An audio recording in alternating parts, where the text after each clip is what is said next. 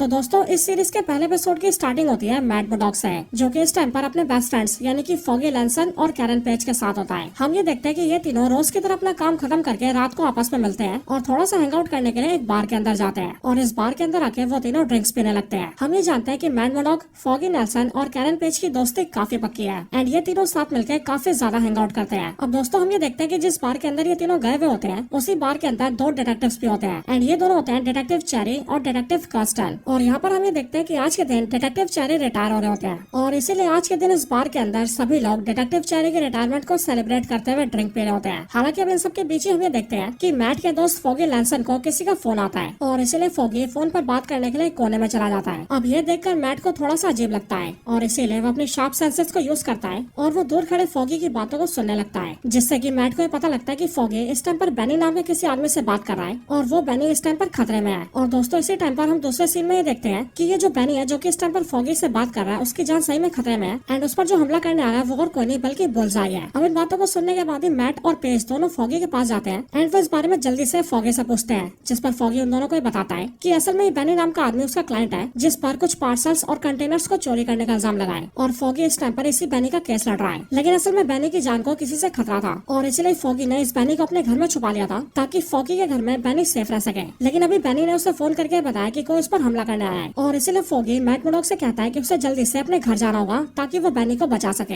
ये बात सुनकर मैट फॉगी को वहीं रुकने के लिए कहता है एंड वो फॉगी और पेज से कहता है कि बेनी की जान बचाने के लिए वो खुद जाएगा। जिसके बाद ही दोस्तों हम ये देखते हैं कि मैट मोडॉक जल्दी से अपने सूट में सूटअप होता है और वो डे डेविल बनकर जल्दी से फॉगी के घर की तरफ निकल जाता है। लेकिन दोस्तों जैसे डे डेविल काफी आगे निकल जाता है वैसे हम ये देखते हैं कि फॉगी को बेनी का फिर से फोन आता है और इस बार फोन पर बेनी फॉगी से कहता है कि असल में बेनी ने फॉगी से फोन पर जो भी कहा वो सब कुछ झूठ था और इस ट्रैप के जरिए बुलजाई सिर्फ और सिर्फ तुम्हारी लोकेशन जानना चाहता था कि तुम इस टाइम पर कहाँ पर हो और अब वो तुम्हारी लोकेशन के बारे में जान चुका है। अब दोस्तों बेनी कैसा बोलते हुए देखते हैं कि बुलजाई थोड़ी दूरी से स्नाइपर बनकर फॉगी लैंसन की छाती में गोली मार देता है, जिसके बाद गोली लगते ही फॉगी जमीन पर गिर जाता है। ये देखकर बार के अंदर से दो गार्ड्स बाहर आते हैं लेकिन बुलजाई देखते ही देखते उन दोनों को भी गोली से जान से मार देता है और फिर उनको मारने के बाद वो कैरन पेज को मारने आता है। लेकिन बुलजाई पेज पर हमला करता है कि उससे पहले हम ये देखते हैं कि वहाँ पर डे डेविल वापस आ जाता है और वो बुलजाई पर अटैक करके उसे सीधा बार के अंदर घुसा देता है। जिसके बाद डे डेविल और बुलजाई दोनों के बीच बहुत ही खतरनाक फाइट स्टार्ट हो जाती है। अब इस फाइट के अंदर डे डेविल का ये प्लान होता है कि वो जल्दी से बुलजाई को हरा दे एंड बुलजाई को हराने के बाद वो पेज के साथ मिलकर फॉगी को हॉस्पिटल लेकर जाए। लेकिन दोस्तों हम ये देखते हैं कि इस फाइट के अंदर बुलजाई डे डेविल पर काफी भारी पड़ता है एंड वो डे डेविल की बॉडी में कई सारे चाकू घुसा देता है। लेकिन दोस्तों इसी टाइम पर डे डेविल अपने सेंसेस के थ्रू ये जान जाता है कि उसका दोस्त फॉगी जिसे बुलजाई ने गोली मार दी थी उसकी अब मौत हो चुकी है और अब इसलिए इस बात को जानते हैं डे डेविल बहुत ज्यादा गुस्से में आ जाता है एंड वो अपने हीरोगिरी वाले सारे आदर्शों को भूल जाता है और फिर इसलिए वो जल्दी से बुलजाई को पकड़ता है एंड उसे पकड़ के छत से नीचे फेंक देता है और छत से गिरने की वजह से बुलजाई की मौत तो नहीं होती है लेकिन वो बहुत ज्यादा जख्मी हो जाता है। इसके बाद डे डेविल भी जल्दी से अपना मास्क उतारता है और अपने घुटनों के बल बैठकर अपने दोस्त के लिए रोने लगता है। लेकिन दोस्तों इतने में जो डिटेक्टिव चेरी होता है वो उसके पास आ जाता है एंड वो डे डेविल को देखकर ये जान जाता है कि मैट मोडॉक की डे डेविल है। अब दोस्तों इसके बाद सीन शिफ्ट होता है और हमें पता लगता है कि अब पूरे 1 साल बीत चुके हैं। यहाँ पर हम सबसे पहले मैट मोडॉक को देखते हैं जहाँ पर हमें पता लगता है कि आज से 1 साल पहले जब उसके दोस्त फॉगी की मौत हुई थी तब उस बात का उसे इतना ज्यादा झटका लगा था कि उस दिन के बाद से मैट मोडॉक ने डे डेविल बनना हमेशा के लिए छोड़ दिया था और इसलिए इस पूरे 1 साल के अंदर मैट मोडॉक ने कभी भी डे डेविल की कॉस्ट्यूम पहनी नहीं है। साथ ही साथ आज भी मैट मोडॉक अपने दोस्त को बहुत याद करता है। लेकिन दोस्तों इसी टाइम पर हम मैट मोडॉक के घर के न्यूज चैनल को देखते हैं जहाँ से हमें पता लगता है कि डे डेविल के न होने की वजह से न्यूयॉर्क सिटी के अंदर काफी ज्यादा क्राइम बढ़ गया है और इसीलिए न्यूयॉर्क सिटी के जो लोग हैं वो भी सेफ फील करना छोड़ चुके हैं एंड उन्हें अपने शहर में रहने में काफी ज्यादा खतरा लगता है और इसीलिए यहाँ से हमें पता लगता है कि न्यूयॉर्क सिटी के अंदर डे डेविल की बहुत ज्यादा नीड है। लेकिन दोस्तों अब इसके बाद इसे शिफ्ट होता है और हम सीधा विल्सन फिस्क को देखते हैं यानी कि किंगपिन को। लेकिन उसकी एक झलक के बाद ही हमें सीधा वेनिसा दिखाई जाती है यानी कि किंगपिन की वाइफ और ये किंगपिन की वाइफ यानी कि वेनिसा फिस्क इस टाइम पर किंगपिन का सारा काम संभाल रही होती है। यहाँ पर हमें किंगपिन के बारे में पता लगता है कि वो काफी टाइम से कहीं पर गया हुआ है और इसीलिए तब से लेकर अब तक उसके सारे क्राइम के कामों को वेनिसा संभाल रही है। लेकिन दोस्तों यहीं पर ही किंगपिन की एंट्री होती है जो कि अपनी वाइफ वेनिसा से मिलता है एंड वो उससे कहता है कि अब मैं वापस आ चुका हूँ और अब मैं कहीं नहीं जाने वाला। अब दोस्तों यहाँ पर किंगपिन और वेनिसा की बातों से हमें पता लगता है कि असल में बीते कई महीनों से किंगपिन की रिकवरी चल रही थी लेकिन अब वो पूरी तरह से ठीक हो चुका है। और दोस्तों मेरे ख्याल से ये सब होने का रीजन माया थी, क्योंकि अगर आप सभी को याद हो तो होकाई सीरीज के एंड में हमने देखा था कि वहाँ पर माया किंगपिन की दोनों आंखों में गोलियां मार देती है और उन दोनों गोलियों के लगने से किंगपिन मरता तो नहीं है बट उसे रिकवर होने में कई महीने लग चुके हैं लेकिन अब फाइनली वो पूरी तरह से ठीक है। अब यहाँ पर किंगपिन वेनिसा को बताता है कि वो इस बार मेयर्स के इलेक्शन के लिए खड़ा हो रहा है और इस इलेक्शन के अंदर उसे 25,000 लोगों ने साइन करके वोट दिया है और इसलिए वो जानता है कि वो इस बार न्यूयॉर्क सिटी का मेयर बनकर ही रहेगा। लेकिन दोस्तों इसके बाद इसे शिफ्ट होता है और हम सीधा कोर्ट रूम देखते हैं जहाँ पर इस टाइम पर मैट मर्डॉक, कैरन पेज और बाकी सब लोग भी आते हैं। एंड इस कोर्ट रूम के अंदर हमें पता लगता है कि ये केस बुलसाई के ऊपर चल रहा है, क्योंकि आज से 1 साल पहले जिस दिन बुलसाई ने मैट मर्डॉक के दोस्त फॉगी को जान से मार दिया था, उसी दिन मैट मर्डॉक ने बुलसाई को छत से नीचे फेंक कर घायल कर दिया था और इसीलिए बुलसाई को पुलिस ने अरेस्ट कर लिया एंड उसके ऊपर फॉगी को मारने का ट्रायल चलने लगा। एंड आज के दिन उसी ट्रायल का जजमेंट आने वाला है। अब यहाँ कोर्ट रूम के अंदर हम ये देखते हैं कि मैट मर्डॉक अपने दोस्त फॉगी के लिए गवाही देता है एंड वो कोर्ट से बुलसाई के लिए सजा की मांग करता है, लेकिन साथ ही वो ये भी बोलता है कि अब चाहे बुलसाई को कोई भी सजा दे दी जाए, लेकिन उसके सजा मिलने से उसका दोस्त फॉगी वापस नहीं आने वाला है। लेकिन फिर दोस्तों उसके बाद ही हम ये देखते हैं कि कोर्ट के अंदर बुलसाई को उम्र कैद की सजा मिलती है, यानी कि अब जीवन भर वो जेल के अंदर ही रहेगा। अब इस ट्रायल के बाद ही मैट मर्डॉक और कैरन पेज मिलते हैं और यहाँ पर हमें जानते हैं कि फॉगी के मरने के बाद से मैट मर्डॉक और कैरन पेज के बीच भी ज्यादा बातचीत नहीं होती है, यहाँ तक कि ये दोनों बहुत ही लंबे टाइम के बाद एक साथ मिल रहे हैं। यहीं पर पेज मैट को बताती है कि अब वो सैन फ्रांसिस्को शिफ्ट हो चुकी है और उसे आज तक भी अपने दोस्त फॉगी के मरने का बहुत ज्यादा दुख है। अब इस बातचीत के बाद ही पेज यहाँ से जाने लगती है, बट वहाँ से जाने से पहले पेज मैट को उसके मास्क का एक टूटा हुआ हिस्सा देती है और फिर पेज वहाँ से चली जाती है। अब इसके बाद ही मैट अपने घर आता है एंड घर आकर खाना बनाने लगता है, लेकिन इसी टाइम पर वो न्यूज चैनल पर किंगपिन की आवाज सुनता है और किंगपिन को सुनकर उसे पता लगता है कि किंगपिन शहर का मेयर बनने वाला है और इसीलिए किंगपिन शहर का मेयर बनेगा। ये बात सुनकर उसे बहुत बड़ा धक्का लगता है। अब दोस्तों इस टाइम पर मैट मर्डॉक अपनी लाइफ से काफी ज्यादा परेशान होता है और इसीलिए डिटेक्टिव क्रिस्टन, जो कि मैट मर्डॉक की दोस्त भी होती है, वो उसे अपनी फ्रेंड डॉक्टर हैटर से मिलवाती है, जो डॉक्टर हैटर एक थेरेपिस्ट होती है। और क्रिस्टन डॉक्टर हैटर और मैट मर्डॉक को इसलिए मिलवाती है ताकि वो दोनों एक दूसरे से मिलकर अपनी लव लाइफ को आगे बढ़ा सके। और इसलिए दोस्तों हम ये देखते हैं कि जब मैट मर्डॉक डॉक्टर हैटर से मिलता है तब उसे भी उससे मिलकर काफी अच्छा लगता है। लेकिन दोस्तों मैट मर्डॉक किंगपिन के मेयर बनने के बारे में काफी सोच रहा होता है और इसीलिए वो ये प्लान करता है कि वो किंगपिन से मिलेगा एंड इसलिए उससे मिलने के लिए वो सीधा किंगपिन के पास जाता है। इधर दूसरी साइड हम किंगपिन को देखते हैं, जो कि इस टाइम पर मीडिया से पूरी तरह से घिरा हुआ होता है, लेकिन उसी टाइम पर वो देखता है कि उसके सामने मैट मर्डॉक खड़ा है और इसलिए मैट मर्डॉक को देखकर किंगपिन उसके पास जाता है एंड उससे बातचीत करता है। यहाँ मैट किंगपिन से कहता है कि उसे भी उससे बात करनी है और फिर इसके लिए वो दोनों कॉफी शॉप में आते हैं एंड अकेले एक दूसरे के सामने बैठकर बातचीत स्टार्ट करते हैं। यहाँ की बातचीत के अंदर हम ये देखते हैं कि किंगपिन मैट मर्डॉक से कहता है कि अब वो मेयर बनने वाला है और इसीलिए वो मैट मर्डॉक से कोई पंगे नहीं लेना चाहता है। लेकिन उसकी बात सुनकर मैट मर्डॉक भी किंगपिन से कहता है कि उसका भी किंगपिन से पंगे लेने का या लड़ाई करने का कोई इरादा नहीं है, क्योंकि अब वो भी अपनी लाइफ में आगे बढ़ चुका है। इसके साथ ही इन दोनों की बातचीत में हम ये भी जानते हैं कि बेशक से दोनों अपनी अपनी लाइफ के अंदर बिजी है, लेकिन तब भी इन्हें एक दूसरे की लाइफ के बारे में सब कुछ पता है। जैसे कि किंगपिन ये जानता है कि 1 साल पहले मैट मर्डॉक का दोस्त फॉगी मारा गया है और उसे मारने वाला बुलसाई है। साथ ही साथ मैट भी किंगपिन के बारे में जानता है कि माया नाम की जिस लड़की को उसने पाला पोसा था, उसी ने उसकी दोनों आंखों में गोली मार दी थी। अब यहाँ पर मैट मर्डॉक किंगपिन से अपना मेन सवाल करता है एंड वो उससे कहता है कि आखिरकार वो मेयर क्यों बनना चाहता है, जिस पर किंगपिन उससे कहता है कि अब वो बदल चुका है एंड इसीलिए वो पूरे शहर की भलाई चाहता है। लेकिन ये सुनकर मैट उससे कहता है कि उसे किंगपिन पर भरोसा नहीं है, लेकिन तब भी वो किंगपिन को मौका दे रहा है। बट किंगपिन ये बात याद रखे कि अगर उसने मेयर बनने के बाद भी कोई गड़बड़ी की तो वो उसे कभी नहीं छोड़ेगा। लेकिन इसके साथ ही किंगपिन भी मैट मर्डॉक से कहता है कि अगर एक बार मैं मेयर बन गया तो मैं शहर की भलाई का काम करूंगा और याद रखना मेयर बनने के बाद जितने भी लोग ऐसे कॉस्ट्यूम पहनकर हीरोगिरी करते हैं, मैं इस सब पर भी सख्त एक्शन लूंगा और अपने शहर के पूरे कानून को स्ट्रॉन्ग करूंगा। और फिर दोस्तों इसके अगले सीन के अंदर हमें देखते हैं कि किंगपिन शहर का मेयर बन चुका है और इसलिए जीतने के बाद किंगपिन शहर में अपने मेयर की स्पीच देता है, जो सुनकर सारे लोग काफी खुश होते हैं। बाकी इसके साथ ही हम मैट मर्डॉक को भी देखते हैं, जो कि अब डॉक्टर हैटर के साथ काफी खुश रहने लगा है एंड उनकी लव लाइफ भी काफी आगे बढ़ चुकी है। लेकिन अब इसके साथ ही एपिसोड 1 खत्म होता है और इसके बाद शुरुआत होती है एपिसोड नंबर 2 की। अब एपिसोड नंबर 2 की स्टार्टिंग किंगपिन से ही होती है और हम ये देखते हैं कि किंगपिन मेयर की कुर्सी पर बैठकर पूरे शहर के सामने अपनी स्पीच देता है और वो पूरे शहर को बताता है कि अब से हमें किसी भी विजिलेंटी या फिर सुपर हीरो की जरूरत नहीं है। और ये सब बोलते हुए यहाँ पर वो अपनी बातों से स्पाइडरमैन, पनिशर और डेयरडेविल को भी मेंशन करता है और वो शहर के लोगों से कहता है कि अब से उन्हें ऐसे किसी भी कैरेक्टर की जरूरत नहीं है, क्योंकि ये सबके सब नमूने हैं, बल्कि अब से पूरे शहर के कानून को काफी स्ट्रॉन्ग किया जाएगा और इसीलिए सभी लोग शहर के अंदर बहुत ही सेफ्टी और सिक्योरिटी से रह पाएंगे। लेकिन दोस्तों अब इसके बाद सीन शिफ्ट होता है और हम सीधा हेक्टर आयला को देखते हैं, यानी कि वही कैरेक्टर जो कि आगे चलकर व्हाइट टाइगर बनेगा। हम ये देखते हैं कि हेक्टर आयला ट्रेन पकड़ने के लिए सबवे के अंदर आता है, बट यहाँ पर आकर वही देखता है कि 2 आदमी मिलकर एक आदमी को पीट रहे होते हैं। उन्हें देखकर उसे ऐसा लगता है कि शायद से वो दोनों गुंडे हैं जो कि किसी शरीफ आदमी से उसके पैसे लूट रहे हैं और इसलिए वो जाकर उसकी मदद करता है और वो जो 2 लोग एक आदमी को मार रहे थे, हेक्टर आयला उन्हें पकड़ के उनसे लड़ने लगता है। लेकिन उनकी फाइट में हम ये देखते हैं कि हेक्टर आयला की वजह से उन दोनों में से एक आदमी ट्रेन के आगे आके मर जाता है, बट आगे चलकर उसे पता लगता है कि असल में वो दोनों कोई गुंडे नहीं बल्कि पुलिस वाले थे और हेक्टर आयला जिसे एक आदमी को शरीफ समझ रहा था वही असल में कोई क्रिमिनल था। एंड यहाँ पर ये दोनों पुलिस वाले उस क्रिमिनल को पीट के पुलिस स्टेशन ले जा रहे थे, लेकिन हेक्टर आयला के बीच में आने की वजह से उनमें से एक पुलिस वाले की मौत हो गई और अब इसी वजह से हेक्टर आयला को जेल हो जाती है। अब इसके बाद ही जो मैट मर्डॉक होता है वो हेक्टर आयला का केस लेता है एंड इसलिए वो हेक्टर आयला से मिलने के लिए जेल में जाता है। एंड जब वो हेक्टर आयला से बातचीत करके पूरे केस को स्टडी करता है तब उसे पता लगता है कि हेक्टर आयला ने जानबूझकर नहीं बल्कि गलती से पुलिस वाले की जान ले ली है, क्योंकि उसकी गलती सिर्फ इतनी थी कि उसने पुलिस वालों को गुंडा समझ लिया और उनके बीच आकर उसे झड़प कर ली, जिसके बाद ना चाहते हुए भी एक पुलिस वाला गलती से ट्रेन के आगे आकर मर गया। बाकी दोस्तों इसी टाइम पर हम किंगपिन को देखते हैं, यानी कि शहर के नए मेयर को, जो कि इस टाइम पर कार में बैठ के कहीं पर जा रहा होता है। लेकिन जिस रास्ते से किंगपिन जा रहा होता है वो देखता है कि उस रोड पर बहुत ही ज्यादा ट्रैफिक है और इसलिए जब कार से उतर के वो आगे इंक्वायरी करता है तब उसे पता लगता है कि जिस रोड से वो जा रहा है उसी रोड पर आगे चलकर एक बहुत ही बड़ा गड्ढा हो चुका है और इसीलिए कंस्ट्रक्शन वर्कर्स की टीम ने उस गड्ढे को घेर लिया है एंड वो उस गड्ढे को भरने की तैयारी कर रहे हैं। लेकिन किंगपिन उनके पास जाकर उनसे पूछता है कि आखिरकार वो लोग काम क्यों नहीं कर रहे हैं, जिस पर वो सारे वर्कर्स किंगपिन को बताते हैं कि असल में वो लोग अप्रूवल का वेट कर रहे हैं क्योंकि अभी तक इस गड्ढे को भरने का उन्हें सरकारी ऑफिसर से अप्रूवल नहीं आया है। लेकिन उनकी इस बात को सुनकर किंगपिन उनसे कहता है कि अब वो उन्हें अप्रूवल दे रहा है क्योंकि वो इस पूरे शहर का मेयर है और इसलिए वो चाहता है कि जल्दी से इस गड्ढे को भरा जाए ताकि इस रोड को जल्दी से ठीक किया जा सके। और फिर हम ये देखते हैं कि किंगपिन के ऑर्डर्स मिलते हैं, जल्दी से गड्ढे को भरना स्टार्ट कर दिया जाता है। और अब क्योंकि यहाँ पर काफी सारे लोग जमा होते हैं इसीलिए वो सब लोग किंगपिन के इस ऑर्डर को देखकर काफी ज्यादा खुश होते हैं एंड वो सबके सब यहाँ पर किंगपिन की वीडियोस बनाकर शेयर करने लगते हैं। अब इसके बाद हम मैड मर्डॉक को देखते हैं जो कि अपने ऑफिस आता है, लेकिन यहाँ पर आकर डिटेक्टिव कस्टन और डिटेक्टिव चेरी उससे बातचीत करते हैं एंड वो मैड से कहते हैं कि हम जान चुके हैं कि तुमने हेक्टर आयला का केस लिया है, लेकिन तुम्हें जान लेना चाहिए कि उस पर पुलिस वाले की जान लेने का आरोप लगा है और इसीलिए तुम्हें उसका केस नहीं लेना चाहिए था। बट ये बात सुनकर मैट उनसे कहता है कि वो जानता है कि हेक्टर आयला बेकसूर है क्योंकि उसने पुलिस वाले की जान जानबूझकर नहीं बल्कि अनजाने में लिया है और इसी वजह से उसने उसका केस लिया है। लेकिन दोस्तों मैट की बात सुनकर डिटेक्टिव कस्टन और चेरी उससे कहते हैं कि असल में हम तीनों एक ही फर्म के अंदर काम करते हैं और इसीलिए अगर मैट मर्डॉक इस केस को हार जाता है तो उससे उनके पूरे लॉ फर्म की बदनामी होगी। इसके साथ ही जो न्यूयॉर्क की पुलिस डिपार्टमेंट है वो पूरी तरह से हेक्टर आयला के पीछे पड़ी हुई है और इसीलिए उन्होंने चार्जशीट के अंदर ये बात लिख दी है कि हेक्टर आयला ने सीधा पुलिस वालों पर हमला किया और उनमें से एक की जान ले ली और साथ ही उन्होंने ये भी बोला कि उस टाइम पर वो दोनों पुलिस वाले किसी से लड़ भी नहीं रहते, न ही किसी को मार रहे थे एंड इसीलिए इन सब चीजों की वजह से हेक्टर आयला का केस पूरी तरह से कमजोर हो चुका है। और रही बात न्यूयॉर्क के पुलिस डिपार्टमेंट की तो पूरा पुलिस डिपार्टमेंट तुम्हारे खिलाफ हो चुका है। लेकिन दोस्तों अब इसके बाद सीन शिफ्ट होता है और हम ये देखते हैं कि हेक्टर आयला का केस कोर्ट के अंदर आता है। यहाँ कोर्ट में जज के सामने हेक्टर आयला को रिप्रेजेंट करता है मैट मर्डॉक, लेकिन मैट ये देखता है कि उसके खिलाफ जो लॉयर है जो कि बेसिकली न्यूयॉर्क पुलिस डिपार्टमेंट को रिप्रेजेंट कर रहा है वो शहर का काफी बड़ा डिस्ट्रिक्ट अटॉर्नी है जिसका नाम है हॉगबार्ग और ये हॉगबार्ग शहर का काफी बड़ा लॉयर है एंड इसी वजह से हम ये देखते हैं कि यहाँ पर जब मैट मर्डॉक कोर्ट में जज से हेक्टर आयला को बेल देने के लिए कहता है तब उसकी बात सुनकर जज बेल को बर्खास्त कर देता है एंड वो कहता है कि हेक्टर आयला के पर पुलिस वाले को जान से मारने का आरोप है और इसीलिए किसी भी सूरत में उसे बेल नहीं दी जा सकती। एंड फिर ये बोलने के बाद ये जो जज होता है वो केस को खारिज कर देता है और वो हेक्टर आयला को जेल में डालने के ऑर्डर्स दे देता है। अब दोस्तों इसके बाद सीन शिफ्ट होता है और हम सीधा विल्सन फिस्क के ऑफिस को देखते हैं, यानी कि उसके मेयर ऑफिस को, जहाँ पर इस टाइम पर उससे मिलने के लिए एक जर्नलिस्ट आती है। वो जर्नलिस्ट किंगपिन के ऑफिस में आती है एंड उससे बातचीत करती है और यहाँ पर हमें पता लगता है कि ये जर्नलिस्ट और कोई नहीं बल्कि नेटफ्लिक्स पे आने वाली डेयरडेविल सीरीज में दिखने वाले बेन योरिक की भतीजी है। बट ये जो बेन योरिक था उसकी पहले वाली डेयरडेविल सीरीज के अंदर मौत हो गई थी और अब इसीलिए डेयरडेविल बॉर्न अगेन के अंदर हमें उसकी भतीजी दिखाई जा रही है। यहाँ पर ये किंगपिन को ही बताती है कि असल में न्यूयॉर्क पुलिस डिपार्टमेंट के अंदर काफी सारे ऐसे पुलिस ऑफिसर्स हैं जो कि किंगपिन के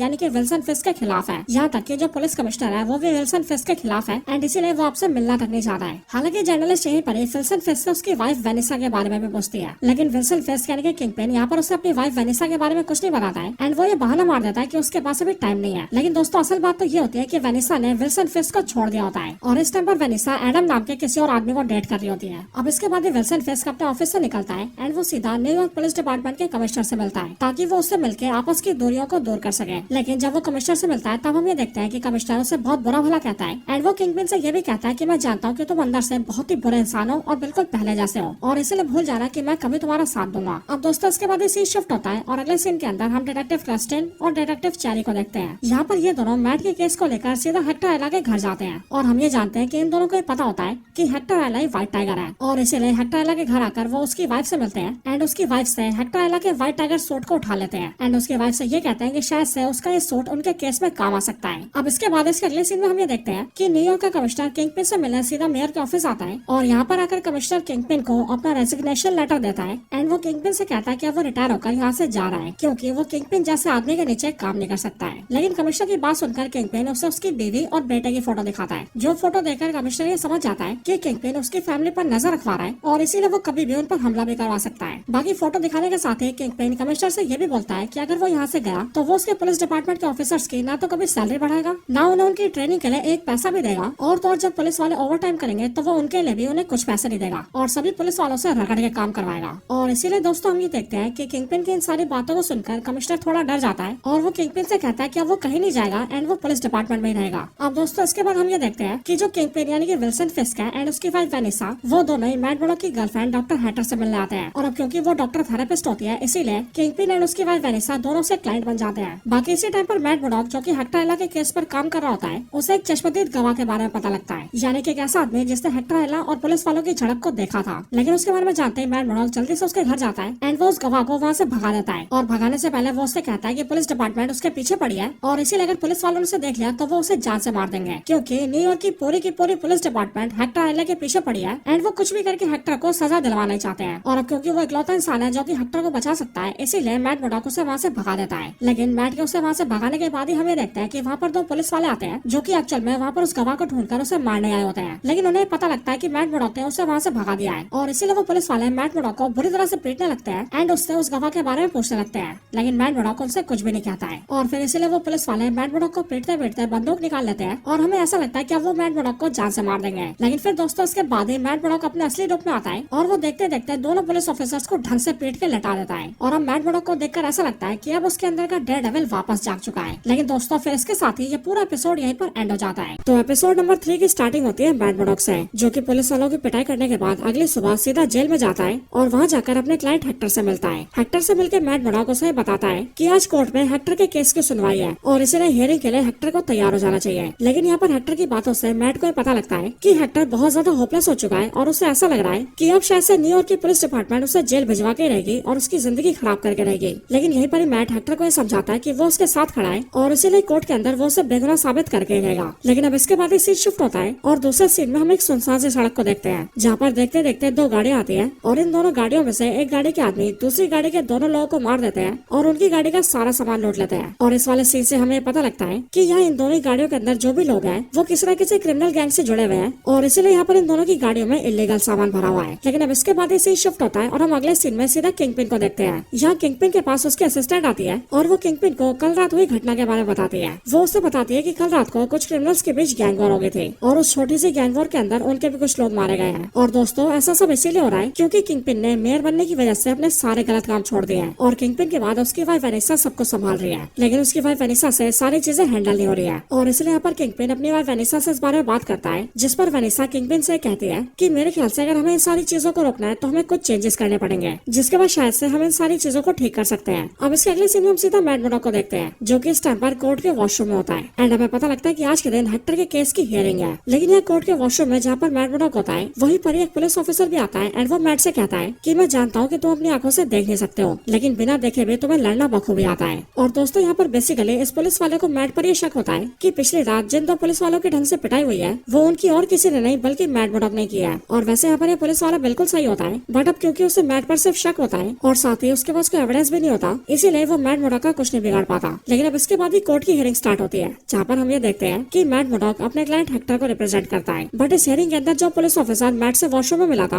वो यहाँ कोर्ट में अपनी गवाही देने आता है एंड वो कोर्ट में बताता है कि इस हेक्टर नाम के आदमी ने न्यूयॉर्क पुलिस डिपार्टमेंट के पुलिस ऑफिसर को जान से मारा है और ये सब कुछ इसने जानबूझकर किया है। और इसी तरह की और भी झूठी गवाही देकर वो हेक्टर को बुरी तरह से फंसा देता है और इसीलिए हम ये देखते हैं कि अपने बारे में इन सारी बातों को सुनकर हेक्टर काफी ज्यादा घबरा जाता है। लेकिन मैट मर्डॉक हेक्टर के बगल में रहकर उसे दिलासा देता है और हेक्टर को शांत करके मैट सीधा खड़ा होता है एंड वो कोर्ट में अपने आर्गुमेंट से स्टार्ट करता है। अब यहाँ अपने आर्गुमेंट के अंदर मैट मर्डॉक उस पुलिस वाले से कई सारे सवाल जवाब करता है और उसके साथ ही वो यहाँ पर उस चश्मदीद गवाह को भी मेंशन करता है जो कि इस केस में हेक्टर को बचा सकता है। यहाँ पर मैट को ये पता होता है कि न्यूयॉर्क की पूरी पुलिस डिपार्टमेंट उस गवाह के पीछे पड़ी है और उस गवाह का नाम होता है निकी टॉरस। और इसीलिए बैकएंड में हमें पता लगता है कि मैट ने निकी टॉरस को पकड़ने के लिए अपने साथी डिटेक्टिव चेरी को भेजा है और इसीलिए इस टाइम पर डिटेक्टिव चेरी निकी टॉरस की तलाश कर रहा है एंड वो तलाश करते करते उसे ढूंढ भी लेता है। जिसके बाद चेरी निकी टॉरस को सारे पुलिस वालों से बचाते हुए किसी तरह से कोर्ट रूम के अंदर ले आता है। जिसके बाद हम ये देखते हैं कि कोर्ट के अंदर निकी टॉरस की गवाही स्टार्ट होती है। लेकिन यहाँ पर हमें पता लगता है कि निकी टॉरस पुलिस वालों से डर चुका था और इसीलिए कोर्ट के अंदर वो झूठी गवाही देता है एंड वो केस को लेकर ये बोल देता है कि उसने कुछ देखा ही नहीं है, बल्कि जिस दिन ये सब कुछ हुआ उस दिन वो अपने घर पर था और इसीलिए इन सारी चीजों से उसका कोई लेना देना नहीं है। निकी टॉरस को देखकर मैट भी काफी ज्यादा शॉक हो जाता है और फिर वो किसी तरह से निकी टॉरस को सपोर्ट भी करता है एंड वो उससे कहता है कि उसे किसी से डरने की जरूरत नहीं है, इसीलिए उसे यहाँ पर खुलकर गवाही देनी चाहिए और सबको सच बोलना चाहिए। लेकिन दोस्तों हम ये देखते हैं कि निकी टॉरस उसकी बात नहीं मानता है एंड वो खुद को बचाने के लिए कोर्ट में झूठी गवाही दे देता है। लेकिन फिर इसके बाद ही कोर्ट की टाइमिंग खत्म हो जाती है और फिर इसीलिए अगले सीन के अंदर हम ये देखते हैं कि मैट मर्डॉक अपनी टीम के साथ बैठा होता है और ये डिस्कस कर रहा होता है कि आखिरकार वो इस केस में हेक्टर को कैसे बचा सकता है, क्योंकि इस केस के अंदर उसकी आखिरी उम्मीद निकी टॉरस की गवाही थी। लेकिन आज कोर्ट रूम के अंदर निकी टॉरस भी अपनी जुबान से पीछे हट गया और उसने कोर्ट में झूठी गवाही दे दी और इसीलिए मैट मर्डॉक को अपने सामने हेक्टर को बचाने का कोई रास्ता नहीं दिख रहा होता है। लेकिन अब इसके बाद से शिफ्ट होता है और हम सीधा कोर्ट रूम में अगली हियरिंग देखते हैं। आज के दिन कोर्ट में जैसे हेक्टर के केस की शुरुआत होती है वैसे मैट मर्डॉक सबसे पहले अपने क्लाइंट हेक्टर को सामने रखता है एंड वो उससे कहता है कि वो कोर्ट रूम को ये बताए कि उस दिन क्या क्या हुआ था। जो सुनकर हेक्टर पूरे कोर्ट को बताना स्टार्ट करता है कि उस रात को वो सबवे में ट्रेन पकड़ने गया था। बट वहाँ स्टेशन पर उसने देखा कि 2 आदमी मिलकर एक आदमी को मार रहे हैं और वो 2 आदमी जिसे मार रहे थे वो और कोई नहीं बल्कि निकी टॉरस था। और इसीलिए मैंने इस निकी टॉरस को वहाँ पर बचाने की कोशिश की, लेकिन उस झगड़े में एक शख्स की गलती से मौत हो गई। और फिर बाद में मुझे पता लगा कि वो दोनों असल में पुलिस वाले हैं, जिस वजह से पुलिस वाले को जान से मारने के जुर्म में मुझे जेल हो गई। और रही बात इस निकी टॉरस की, तो उस दिन के बाद मैं इसे सीधा यहाँ पर देख रहा हूँ। ये सब सुनकर मैट मर्डॉक हेक्टर आयला से क्रॉस क्वेश्चन करता है एंड वो उससे ये पूछता है कि क्या तुमने पहले भी किसी की मदद की है, जिस पर हेक्टर जवाब देता है कि हाँ मैंने मदद की है और मैंने पहले भी कई लोगों की जान बचाई है। और फिर इन बातों के बाद ही हमें देखता है कि मैट मर्डॉक हेक्टर आयला के व्हाइट टाइगर सूट को सबके सामने रख देता है एंड वो कोर्ट रूम के अंदर जज से कहता है कि ये हेक्टर आयला नाम का शख्स और कोई नहीं बल्कि व्हाइट टाइगर है। वही व्हाइट टाइगर जो कि एक सुपर हीरो विजिलेंटी है एंड वो शहर के लोगों की मदद करता है। लेकिन अब इसके बाद ही कोर्ट की टाइमिंग्स खत्म हो जाती है और फिर इसलिए हमें देखता है कि जो जज होता है वो मैट मर्डॉक और दूसरा वकील दोनों को अपने ऑफिस बुलाता है एंड उन दोनों से हेक्टर के केस को डिस्कस करता है। और यहाँ पर जज मैट से ये भी पूछता है कि आखिरकार हेक्टर ही व्हाइट टाइगर है, ये बात उसने पहले क्यों नहीं बताई। जो बात सुनकर मैट जज से कहता है कि वो इस बात को बाहर नहीं लाना चाहता था, लेकिन अब क्योंकि निकी टॉरस जो कि इस केस का चश्मदीद गवाह था उसने अपने पूरे बयान को बदल दिया था, इसीलिए उसके पास कोई चारा नहीं बचा और इसीलिए मैट मर्डॉक को कोर्ट के सामने ये बताना पड़ा कि हेक्टर आयला व्हाइट टाइगर है। और मैं आपको बता दूं कि व्हाइट टाइगर इस टाइम पर शहर का काफी बड़ा सुपर हीरो है। खास तौर पर जब से मैट मर्डॉक ने डेयरडेविल बनना छोड़ा है तब से लेकर अब तक व्हाइट टाइगर ने पूरे शहर के क्रिमिनल्स को संभाल कर रखा है और उसने पूरे शहर के बहुत से लोगों की मदद की है।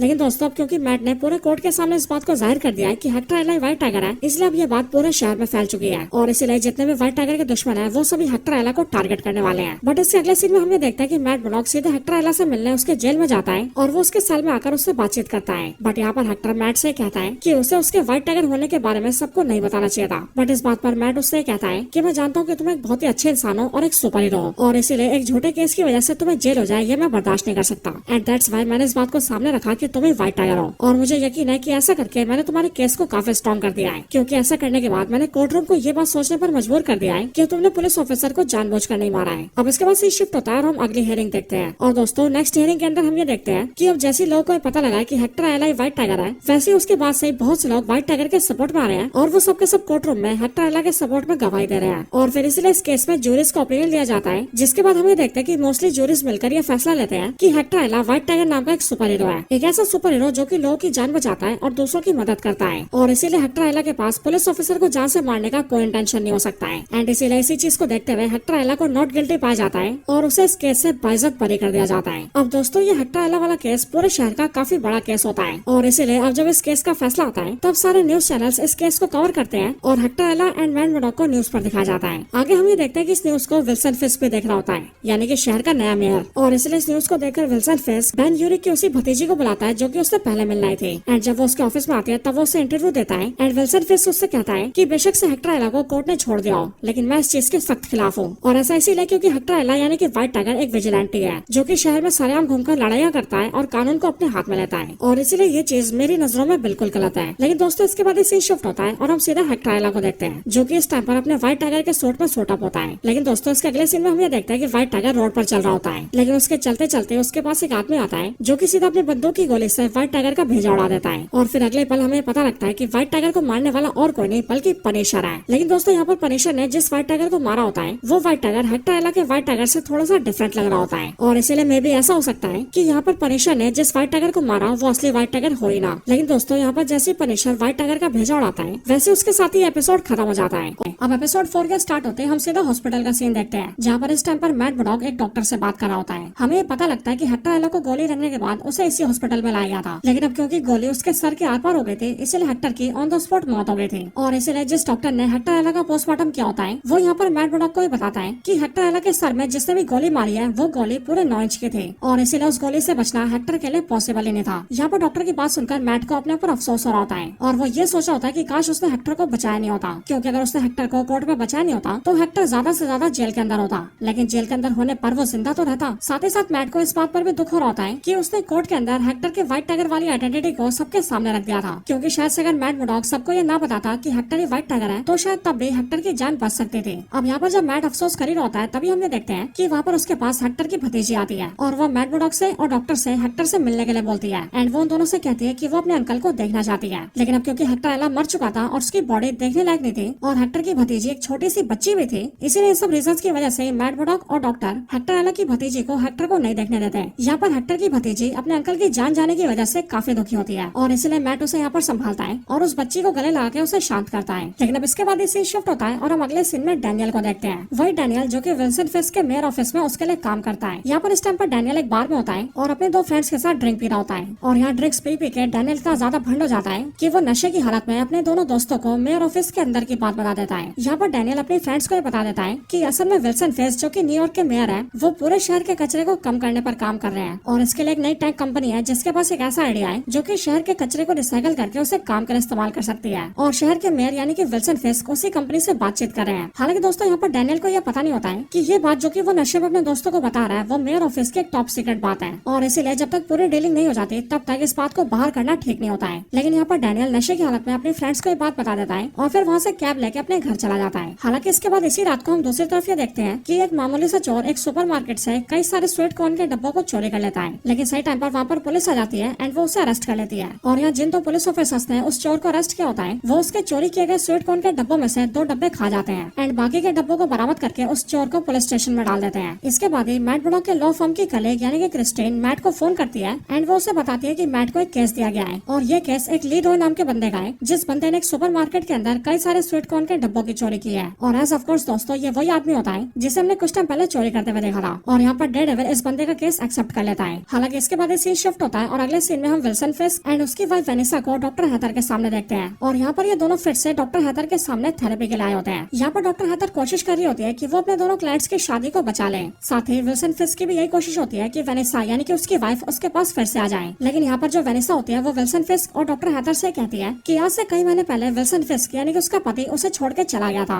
और उसके जाने के बाद उसकी कोई खोज खबर नहीं थी एंड इसलिए उसके जाने की वजह से वो बहुत ज्यादा अकेली पड़ गई थी और सारी चीजें उसे खुद ही फेस करनी पड़ रही थी। लेकिन फिर उसी टाइम पर वो एडम नाम के एक बिजनेसमैन से मिली थी और वो बिजनेसमैन यानी कि एडम बहुत ही अच्छी पेंटिंग्स बनाता है, इसलिए उसकी पेंटिंग्स की वजह से मैं एडम से क्लोज आ गई और मुझे और एडम को एक दूसरे से प्यार हो गया और अब इसीलिए मैं एडम के साथ रहना चाहती हूँ। हालांकि दोस्तों विल्सन फिस्क को एडम के बारे में पहले से पता होता है क्योंकि वेनिसा ने एडम के बारे में उसे पहले ही बता दिया होता है और एडम के बारे में जानकर विल्सन फिस्क ने उसे प्रॉमिस किया होता है कि वो एडम को कभी भी जान से नहीं मारेगा क्योंकि एज ऑफ कोर्स उसकी वाइफ वेनिसा एडम से प्यार करती है। लेकिन दोस्तों यह थेरेपी सेशन के अंदर जब वेनिसा एडम को मेंशन करती है तो वो ये भी बताती है कि काफी टाइम से एडम उससे नहीं मिला है और इसलिए वो ये नहीं जानती कि एडम कहाँ चला गया है। लेकिन अब इन सारी बातों को सुनने के बाद डॉक्टर हेथर उन दोनों से कहती है कि वो दोनों को थोड़ा सा समय देना चाहती है और इसलिए वो दोनों थोड़ा सा समय लेकर इस बात पर विचार करें कि उन दोनों को एक साथ रहना है या फिर नहीं, क्योंकि अगर उन दोनों को एक साथ रहना ही नहीं है तो फिर इन सारी थेरेपी का कोई मतलब नहीं है। और फिर इसलिए बोलने के बाद डॉक्टर हेथर उन दोनों को बाद में आने के लिए कहती है। बाकी दोस्तों इसके बाद हम मैट को देखते हैं जो कि अपने नए केस के सिलसिले में सीधा जेल जाता है और वहाँ जाकर ली रॉय से मिलता है, यानी कि वही बंदा जिसने कुछ टाइम पहले एक स्टोर से स्वीट कॉर्न की चोरी की थी। यहाँ इस बंदे से मिलने के बाद ही मैट उससे कहता है कि तुम पर एक चोरी का आरोप है क्योंकि तुमने कुछ दिन पहले एक सुपरमार्केट स्टोर में घुसकर कई सारे स्वीट कॉर्न के डब्बों की चोरी की थी। लेकिन बात सिर्फ इतनी नहीं है बल्कि तुम इससे पहले भी कई सारी चोरियां कर चुके हो और इसीलिए कई बार तुम्हें जेल भी हो चुकी है एंड इसीलिए तुम्हारा ट्रैक रिकॉर्ड काफी खराब है। लेकिन अब यहाँ पर मैट की बातें सुनकर ली रॉय उससे कहता है कि वो जेल नहीं जाना चाहता है और इसीलिए वो ये चाहता है कि मैट किसी भी तरह से उसे प्रोविजन ला कर दे ताकि वो जेल जाने से बच जाए। अब उसकी बात सुनकर जो मैट मर्डॉक होता है वो कोर्ट में जाकर बातचीत करता है और उसके लिए प्रोबेशन लेने की ट्राई करता है। लेकिन अब क्योंकि ली रॉय का ट्रैक रिकॉर्ड काफी खराब होता है इसीलिए उसे प्रोबेशन तो नहीं मिलता, लेकिन मैट के कहने पर उसकी सजा को कम कर दिया जाता है क्योंकि जहाँ नॉर्मली उसे सजा 30 से 35 दिन की मिलनी थी वहीं पर अब उसकी सजा को 10 दिन का कर दिया जाता है। और जब मैट इसके बाद यहाँ से निकलकर बाहर जा रहा होता है तो फिर उसके बाद उसे वो पुराना ऑफिसर फिर से मिलता है जिस पुलिस ऑफिसर से मैट की झड़प हुई थी। और यहाँ पर इस पुलिस ऑफिसर से मिलने के बाद मैट ये कोशिश करता है कि वो उससे किसी तरह से हेक्टर एला के कातिल का पता कर सके, क्योंकि असल में दोस्तों मैट मर्डॉक को तो ये पता नहीं होता कि हेक्टर एला को पनिशर ने मारा या फिर किसी और ने मारा है। और इसीलिए मैट को इस बात पर शक होता है कि हो ना हो हेक्टर एला के सर में गोली मारने वाले और कोई नहीं बल्कि पुलिस ऑफिसर ही है। और वो भी शायद इसीलिए क्योंकि जो पुलिस वाले हैं वो हेक्टर एला को कोर्ट में सजा नहीं दिलवा पाए और इसीलिए हेक्टर से बदला लेने के लिए उन्होंने उसके सर में गोली मार के उसे जान से मार दिया है। लेकिन अब ये बात सच है या फिर नहीं, इसी बात को जानने के लिए मैट यहाँ पर इस पुलिस वाले को भड़काता है और इस पुलिस ऑफिसर को बुजदिल कहता है कि उसने छुपकर हेक्टर एला को गोली मारी है। लेकिन यहाँ पर मैट की बातों से भड़ककर ये पुलिस ऑफिसर मैट से कहता है कि वो चाहे कुछ भी कहे लेकिन हेक्टर एला के मरने में उसका कोई हाथ नहीं है। और दोस्तों आप सभी को पता ही होगा कि डेयरडेविल के पास ऐसे सेंसेस है जिनसे कि वो पता कर सकता है कि उसके सामने वाला उससे सच कह रहा है या फिर झूठ कह रहा है। और इसीलिए अपने उन्हीं सेंसेस का इस्तेमाल करके वो ये जान जाता है कि उसके सामने खड़ा पुलिस ऑफिसर बिल्कुल सच कह रहा है और हेक्टर एला की मौत से उसका कोई रिलेशन नहीं है। लेकिन अब इसके बाद मैट फटाफट से अपने क्लाइंट ली रॉय के पास पहुंचता है और जेल के अंदर उसे बताता है कि उसने उसकी सजा कम करवा के सिर्फ 10 दिन की कर दी है और उन 10 दिन में से भी वो 3 दिन यहाँ जेल के अंदर काट चुका है, इसलिए अब उसे सिर्फ 7 दिन जेल में रहना है। बट ये बात सुनकर भी ली रॉय काफी ज्यादा गुस्सा होता है और वो मैट से कहता है कि तुम मेरी बात समझ नहीं रहे हो, मुझे जेल नहीं जाना है। और ऐसा इसी वजह से क्योंकि वो बहुत गरीब है, जिस वजह से उसे खाने पीने के लिए भी सरकारी राशन पर डिपेंड रहना पड़ता है। लेकिन जेल जाने की वजह से सरकारी राशन की लिस्ट से उसका नाम कट जाता है और जब भी ऐसा होता है तब उसके पास खाने पीने के कोई ऑप्शन नहीं रह जाते एंड उसे मजबूरन कूड़ेदान से खाना खाना पड़ता है या फिर ट्रैफिक सिग्नल्स के ऊपर भीख मांगना पड़ता है। यहाँ तक कि रही बात उसके स्वीट कॉर्न के डब्बों की चोरी करने की, तो वो चोरी भी उसे सिर्फ इसलिए की थी क्योंकि उसे मीठा खाने का मन कर रहा था, क्योंकि असल में उसने काफी महीनों और सालों से कुछ भी मीठा नहीं खाया था और इसी वजह से उसने एक छोटी सी चोरी की थी ताकि वो चोरी करके स्वीट कॉर्न हासिल कर सके एंड उन्हें खा सके। इसके साथ ही वो यहाँ पर मैट को ये भी बताता है कि जिन 2 पुलिस ऑफिसर्स ने उसे पकड़ा था उन्होंने उसके चोरी किए हुए डब्बों में से 2 डब्बे खा लिए थे और इसीलिए एक तरीके से चोरी तो उन पुलिस ऑफिसर्स ने भी की, लेकिन उन दोनों को कोई सजा नहीं हुई। सारी की सारी सजा उसे हुई और उसे जेल में डाल दिया गया। हालांकि यहाँ पर लीरॉय की सारी बातें सुनकर मैट को बुरा तो लगता है, लेकिन अब जाहिर है कि वो लीरॉय के लिए कुछ भी नहीं कर सकता है, क्योंकि यहाँ पर लीरॉय को जो भी सजा मिल रही है वो सभी कानून के हिसाब से मिल रही है। हालांकि इसके बाद सीन शिफ्ट होता है और हम फिर से विल्सन फिस्क को देखते हैं, जो कि इस टाइम पर एक सेमिनार में होता है। लेकिन इसी टाइम पर एक न्यूज चैनल में एक न्यूज पब्लिश होती है जिसमें हमें पता लगता है कि ये न्यूज विल्सन फिस्क और उसके नए प्लान के ऊपर है, वही प्लान जो कि उसने शहर से कूड़ा कम करने के लिए बनाया था। और ये जो पूरी न्यूज होती है उसे डैनियल के उसी फ्रेंड ने छापा होता है जिसे हम सभी ने बार में देखा था। क्योंकि दोस्तों अगर आप सभी को याद हो तो वहाँ पर डैनियल ने नशे की हालत में अपने फ्रेंड्स को ये बता दिया था कि विल्सन फिस्क यानी कि शहर का मेयर क्या क्या करने वाला है, और इसीलिए सीक्रेट बात को जानकर उन्होंने इस पूरी बात को न्यूज में छाप दिया। अब ये बात जैसे विल्सन फिस्क को पता लगती है वैसे वो बहुत ज्यादा गुस्सा होता है एंड वो अपनी पूरी टीम को अपने ऑफिस में बुलाता है और फिर वो सबसे पूछता है कि आखिरकार ये हरकत किसने की है। जो बात सुनकर डैनियल सामने आता है एंड वो अपनी गलती मानकर विल्सन फिस्क से कहता है कि ये गलती उससे हुई है क्योंकि उसने नशे की हालत में अपने फ्रेंड्स को ये बात बता दी थी। ये बात जानकर विल्सन फिस्क सभी को बाहर भेजता है और डैनियल को अकेले बातचीत के लिए बुलाता है। यहाँ पर डैनियल विल्सन फिस्क से माफी मांगता है एंड वो अपनी गलती मानते हुए उससे कहता है कि वो इस जॉब को छोड़ देगा क्योंकि वो इस जॉब के काबिल नहीं है, लेकिन वो जाने से पहले ये बात कहना चाहेगा कि वो विल्सन फिस्क का वफादार है और वो कभी भी विल्सन फिस्क का बुरा नहीं सोच सकता है। अब डैनियल की इन बातों को सुनकर विल्सन फिस्क उससे इम्प्रेस हो जाता है एंड वो ये देखता है कि डैनियल उसका न सिर्फ वफादार है बल्कि वो काफी ज्यादा बहादुर भी है, और इसीलिए विल्सन फिस्क ये डिसाइड करता है कि वो डैनियल को जॉब से नहीं निकालेगा बल्कि वो उसे एक और मौका देगा। लेकिन वो डैनियल से ये भी कहता है कि अगर उसने अगली बार फिर से कोई गलती की तो वो अगली बार उसे माफ नहीं करेगा। लेकिन अब इसके बाद ही हम फिर से मैट को देखते हैं जो कि हेक्टर एला की मौत से काफी ज्यादा दुखी होता है। साथ ही जो गोली हेक्टर एला के सर में लगी थी उस गोली के बारे में उसने डॉक्टर से भी बात की थी और मैट ने डॉक्टर से पूछा था कि जो गोली हेक्टर एला के सर में लगी है उस गोली का सेल हेक्टर एला की बॉडी के आसपास जरूर गिरा होगा। लेकिन उस टाइम पर हॉस्पिटल में डॉक्टर ने मैट से कहा था कि पुलिस को और इन्वेस्टिगेशन टीम को मौका वारदात से कोई भी शेल नहीं मिला है। बट ये बात जानकर मैट को काफी अजीब लगा था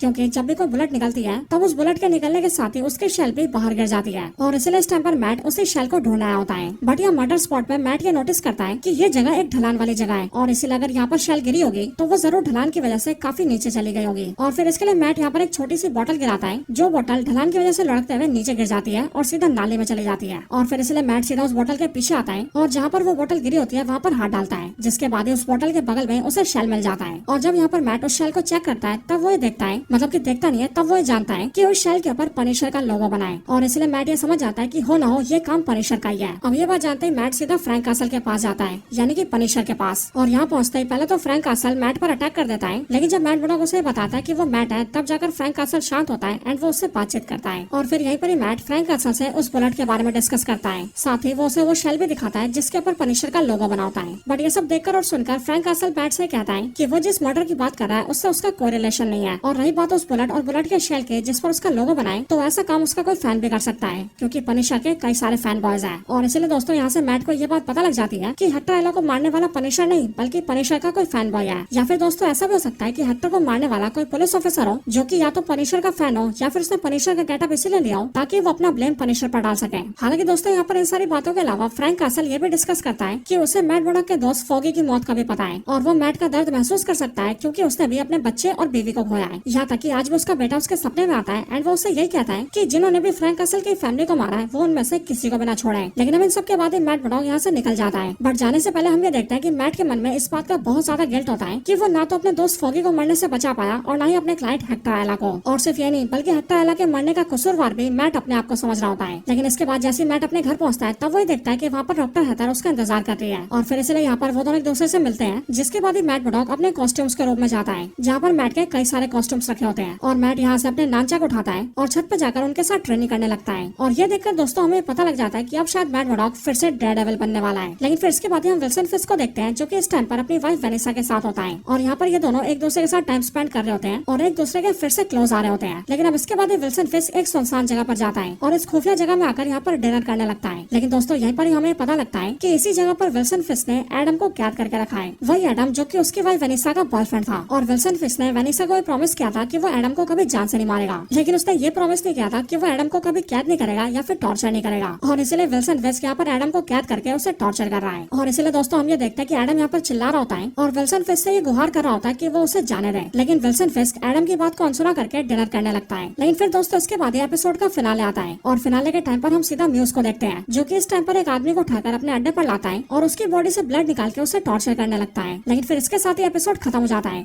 तो एपिसोड 5 के स्टार्ट होते ही हम मैट मर्डॉक को देखते हैं, जो कि इस टाइम पर एक लोन लेने के लिए बैंक में आया होता है। और यहाँ बैंक में मैट मर्डॉक को यहाँ के मैनेजर से मुलाकात करनी होती है। लेकिन अब क्योंकि आज के दिन मैनेजर नहीं आया होता है, इसीलिए मैट मर्डॉक की मीटिंग असिस्टेंट बैंक मैनेजर से होती है। और अगले पल हमें पता लगता है कि इस बैंक का असिस्टेंट मैनेजर और कोई नहीं बल्कि यूसुफ खान है। वह यूसुफ खान जो कि कमाला खान यानी कि मिस मार्वल का फादर है। यहाँ जब यूसुफ खान मैट मर्डॉक से मिलता है तब वो उससे काफी सारी बातें करता है। साथ ही साथ वो यहाँ पर अपनी बेटी कमाला खान को भी मेंशन करता है और मैट से ये भी कहता है कि उसके शहर की एक और सुपर हीरो है जिसका नाम मिस मार्वल है। लेकिन अब इसके बाद मैट मर्डॉक और यूसुफ खान मैट के लोन को डिस्कस करते हैं और यहाँ पर हमें पता लगता है कि मैट मर्डॉक ये लोन अपनी फर्म के लिए लेने आया है, क्योंकि उसकी जो लॉ फर्म है वो इस टाइम पर घाटे में जा रही है। अब दोस्तों ऐसा इसीलिए क्योंकि जो मैट मर्डॉक है वो काफी अच्छा लॉयर तो है एंड साथ ही उसके लॉ फर्म के लॉयर्स भी काफी अच्छे हैं। लेकिन मैट मर्डॉक का ये रूल है कि वो हमेशा ही सिर्फ इंसाफ के लिए लड़ता है और इसीलिए वो ज्यादातर ऐसे गरीब लोगों का केस लेता है जिन पर क्रिमिनल्स ने या फिर बड़े लोगों ने ज्यादती की हो, और ऐसे लोगों का केस लेने की वजह से वो उन गरीब लोगों से फीस भी नहीं लेते हैं। और इसी वजह से मैट मर्डॉक की लॉ फर्म के पास काफी कम पैसा आता है एंड इन्हीं सब रीजंस की वजह से उसकी लॉ फर्म घाटे में जा रही है, जिस वजह से उसे एक बड़ा लोन चाहिए। लेकिन दोस्तों यहाँ पर जो यूसुफ खान होता है वो मैट मर्डॉक से कहता है कि उसकी लॉ फर्म की कंडीशन काफी खराब है एंड वो पहले से एक बड़े लोन के नीचे दबे हैं और इसीलिए वो मैट मर्डॉक के लिए लोन को पास नहीं कर सकता है, क्योंकि मैट मर्डॉक इस लोन की सारी शर्तों पर खरा उतरता ही नहीं है। लेकिन दोस्तों हम ये देखते हैं कि मैट मर्डॉक इस रिजेक्शन को काफी लाइटली लेता है और वो यूसुफ खान को सिंपली बाय बोल के बैंक से बाहर निकल जाता है। लेकिन दोस्तों जैसे मैट बाहर निकलता है वैसे दूसरी साइड हम ये देखते हैं कि कुछ गुंडे बैंक में डकैती करने के लिए सीधा बंदूक लेकर बैंक में घुस जाते हैं और इसीलिए वो अंदर आते ही सबसे पहले अंदर का कम्युनिकेशन तोड़ते हैं, सारे सीसीटीवी को ऑफ करते हैं और बैंक के सारे एम्प्लॉयज और कस्टमर्स को बैंक के बीच में इकट्ठा करके उन्हें बिठा देते हैं। अब इसी टाइम पर हम मैट को देखते हैं जो कि अपने शार्प सेंसेस की वजह से इस बात को सुन लेता है कि जिस बैंक से भी वो बाहर निकला है वहाँ पर चिल्लम चिल्ली हो रही है और इसलिए मैट जल्दी से पुलिस को फोन करके इन्फॉर्म करता है और वापस जल्दी से बैंक के अंदर घुस जाता है। और मैट जैसे ही बैंक के अंदर एंटर होता है वैसे वो बैंक के लुटेरे जल्दी से उसे भी कैप्चर कर लेते हैं और जल्दी से उसे सारे हॉस्टेजेस के साथ बैठा देते हैं। लेकिन अब क्योंकि मैट ने अंदर आने से पहले पुलिस को इन्फॉर्म कर दिया था, इसीलिए देखते देखते बैंक के बाहर पुलिस फोर्स आ जाती है और उनके साथ ही वहाँ पर स्वाट की टीम भी आ जाती है और पुलिस बाहर से सभी लुटेरे को वार्निंग देती है कि वो लोग चुपचाप से बाहर आ जाएं। लेकिन एज ऑफ कोर्स ये बैंक के लुटेरे ऐसा करने तो बिल्कुल भी नहीं आए थे। अब असल में जो सारे बैंक के लुटेरे थे इनका यहाँ पर यही मोटिव था कि वो इस बैंक के वॉल्ट के अंदर जाएं और वॉल्ट के अंदर से एक कीमती हीरे को चुरा लें, क्योंकि उस हीरे की कीमत 18 लाख डॉलर्स थी और उन्हें इस टाइम पर 18 लाख डॉलर्स की जरूरत। और 18 लाख डॉलर्स भी इसीलिए क्योंकि ये सारे लुटेरे किसी और के लिए काम करते हैं और इनका जो बॉस है उसी ने इन सबको यहाँ पर भेजा हुआ है। अब ये जो लुटेरे होते हैं वो जल्दी से यहाँ के मैनेजर को ढूंढते हैं और अब क्योंकि यहाँ का असिस्टेंट मैनेजर यूसुफ खान होता है इसीलिए वो लोग जल्दी से उसे कैप्चर करते हैं और उसे लेकर जल्दी से वॉल्ट के पास जाने लगते हैं, जो वॉल्ट यहाँ से कई फ्लोर नीचे होता है। लेकिन इसके साथ ही बाहर स्वाट टीम और पुलिस टीम उन पर शक न करे, इसके लिए उन सब लुटेरों का जो लीडर होता है वो बाहर पुलिस से ये बातचीत करता है कि वो 2 होस्टेजेस को बाहर भेज रहा है और वो ऐसा इसलिए करता है ताकि पुलिस फोर्स उन पर भरोसा करे और उन्हें अपनी चोरी के लिए टाइम मिल जाए। अब ये डिसाइड होने के बाद ही वो जो लुटेरे होते हैं वो एक लेडी को और मैट मर्डॉक को दोनों को बाहर भेजते हैं। लेकिन वो जो लेडी होती है वो अपने पति के साथ वहाँ पर आई होती है और इसीलिए वो लुटेरों से रिक्वेस्ट करती है कि वो अपने साथ उसके पति को भी जाने दें। ये बात सुनकर मैट भी लुटेरों से कहता है कि वो यहाँ पर खुद रुकना चाहता है और इसीलिए वो जो लुटेरे है वो उस लेडी के साथ उसके पति को बाहर भेजते हैं। एंड देन हम ये देखते हैं कि वो जो लुटेरे होते हैं वो ऐसे ही करते हैं और वो हस्बैंड वाइफ को बाहर भेज देते हैं ताकि पुलिस को भी ट्रस्ट हो जाए कि जो अंदर के लुटेरे हैं वो पुलिस के साथ कोऑपरेट कर रहे हैं और लुटेरे इस ट्रस्ट का फायदा उठाकर जल्दी से वॉल्ट को लूट लें। अब दोस्तों एक लुटेरा यूसुफ खान को लेकर सीधा वॉल्ट के पास जाता है और इसलिए इस बात का फायदा उठाकर जो मैट मर्डॉक होता है वो बाथरूम का बहाना बनाता है और एक लुटेरे के साथ बाथरूम जाता है। बट बाथरूम पहुंचने से पहले वो उस लुटेरे को पीट देता है और उसे पीट कर सीधा यूसुफ खान के पास जाता है एंड उसके साथ जो लुटेरा होता है उसे भी पीट देता है। लेकिन फिर इसके बाद ही मैट मर्डॉक अपने सेंसेस का यूज करता है और वो वॉल्ट के कॉम्बिनेशंस बनाकर वॉल्ट को ओपन कर देता है, जिसके बाद मैट मर्डॉक और यूसुफ खान दोनों उस वाले लॉकर को ओपन कर देते हैं जिसके अंदर वो कीमती हीरा रखा होता है और इसलिए उस कीमती हीरे को लेकर मैट मर्डॉक ऊपर आता है। लेकिन ऊपर आने के दौरान ही मैट मर्डॉक अपने तेज खानों से इस बात को सुन लेता है कि बाहर पुलिस और स्वाट की टीम अंदर आने की तैयारी कर रही है और इसलिए मैट मर्डॉक जैसे यूसुफ खान को लेकर ऊपर आता है वैसे कुछ सेकंड्स बाद ही पुलिस की टीम अंदर घुस जाती है और वो फायरिंग स्टार्ट कर देती है। पुलिस अंदर आने पर वहाँ पर स्मोक बॉम्ब्स डाल देती है जिस वजह से वहाँ पर काफी धुआं हो जाता है और इसलिए इसका फायदा मैट मर्डॉक उठाता है एंड वो धीरे धीरे करके सारे लुटेरों को ढेर कर देता है ताकि पुलिस उन्हें आसानी से पकड़ सके। लेकिन हम ये देखते हैं कि इन सारे लुटेरे को जो लीडर होता है वो जल्दी से एक पुलिस वाले की वर्दी पहनता है और चुपचाप से वहाँ से बाहर निकल जाता है। लेकिन मैट उसे सेंस कर लेता है और इसीलिए वो उसका पीछा करके उसके टांग तोड़ देता है और सीधा पुलिस को इन्फॉर्म कर देता है, जिसके बाद पुलिस उसे भी पकड़ लेती है। और फिर इसके बाद इस एपिसोड का फिनाले आता है जहाँ पर हम ये देखते हैं कि जिस हीरे को वो सारे लुटेरे चोरी करने आए होते हैं उसे मैट मर्डॉक वापस से यूसुफ खान की टेबल पर डाल देता है और फिर इसीलिए इस चीज के साथ ही हम ये देखते देखते हैं कि इस बैंक से कुछ भी चोरी नहीं होता है। लेकिन दोस्तों फिर इसके साथ ही एपिसोड खत्म होता है और फिर इसके बाद स्टार्ट होता है एपिसोड नंबर 6। अब एपिसोड 6 के स्टार्ट होते हैं हम वही पोर्ट देखते हैं जिस पोर्ट पर विल्सन फिस्क ने जाकर उसे ठीक करवाने की बात की थी। और इसलिए यहाँ पर हम ये देखते हैं कि इस पोर्ट पर मेंटेनेंस का काम चल रहा होता है। लेकिन मेंटेनेंस करने के दौरान यहाँ पर जो एक वर्कर होता है उसे इधर एक लाश मिलती है,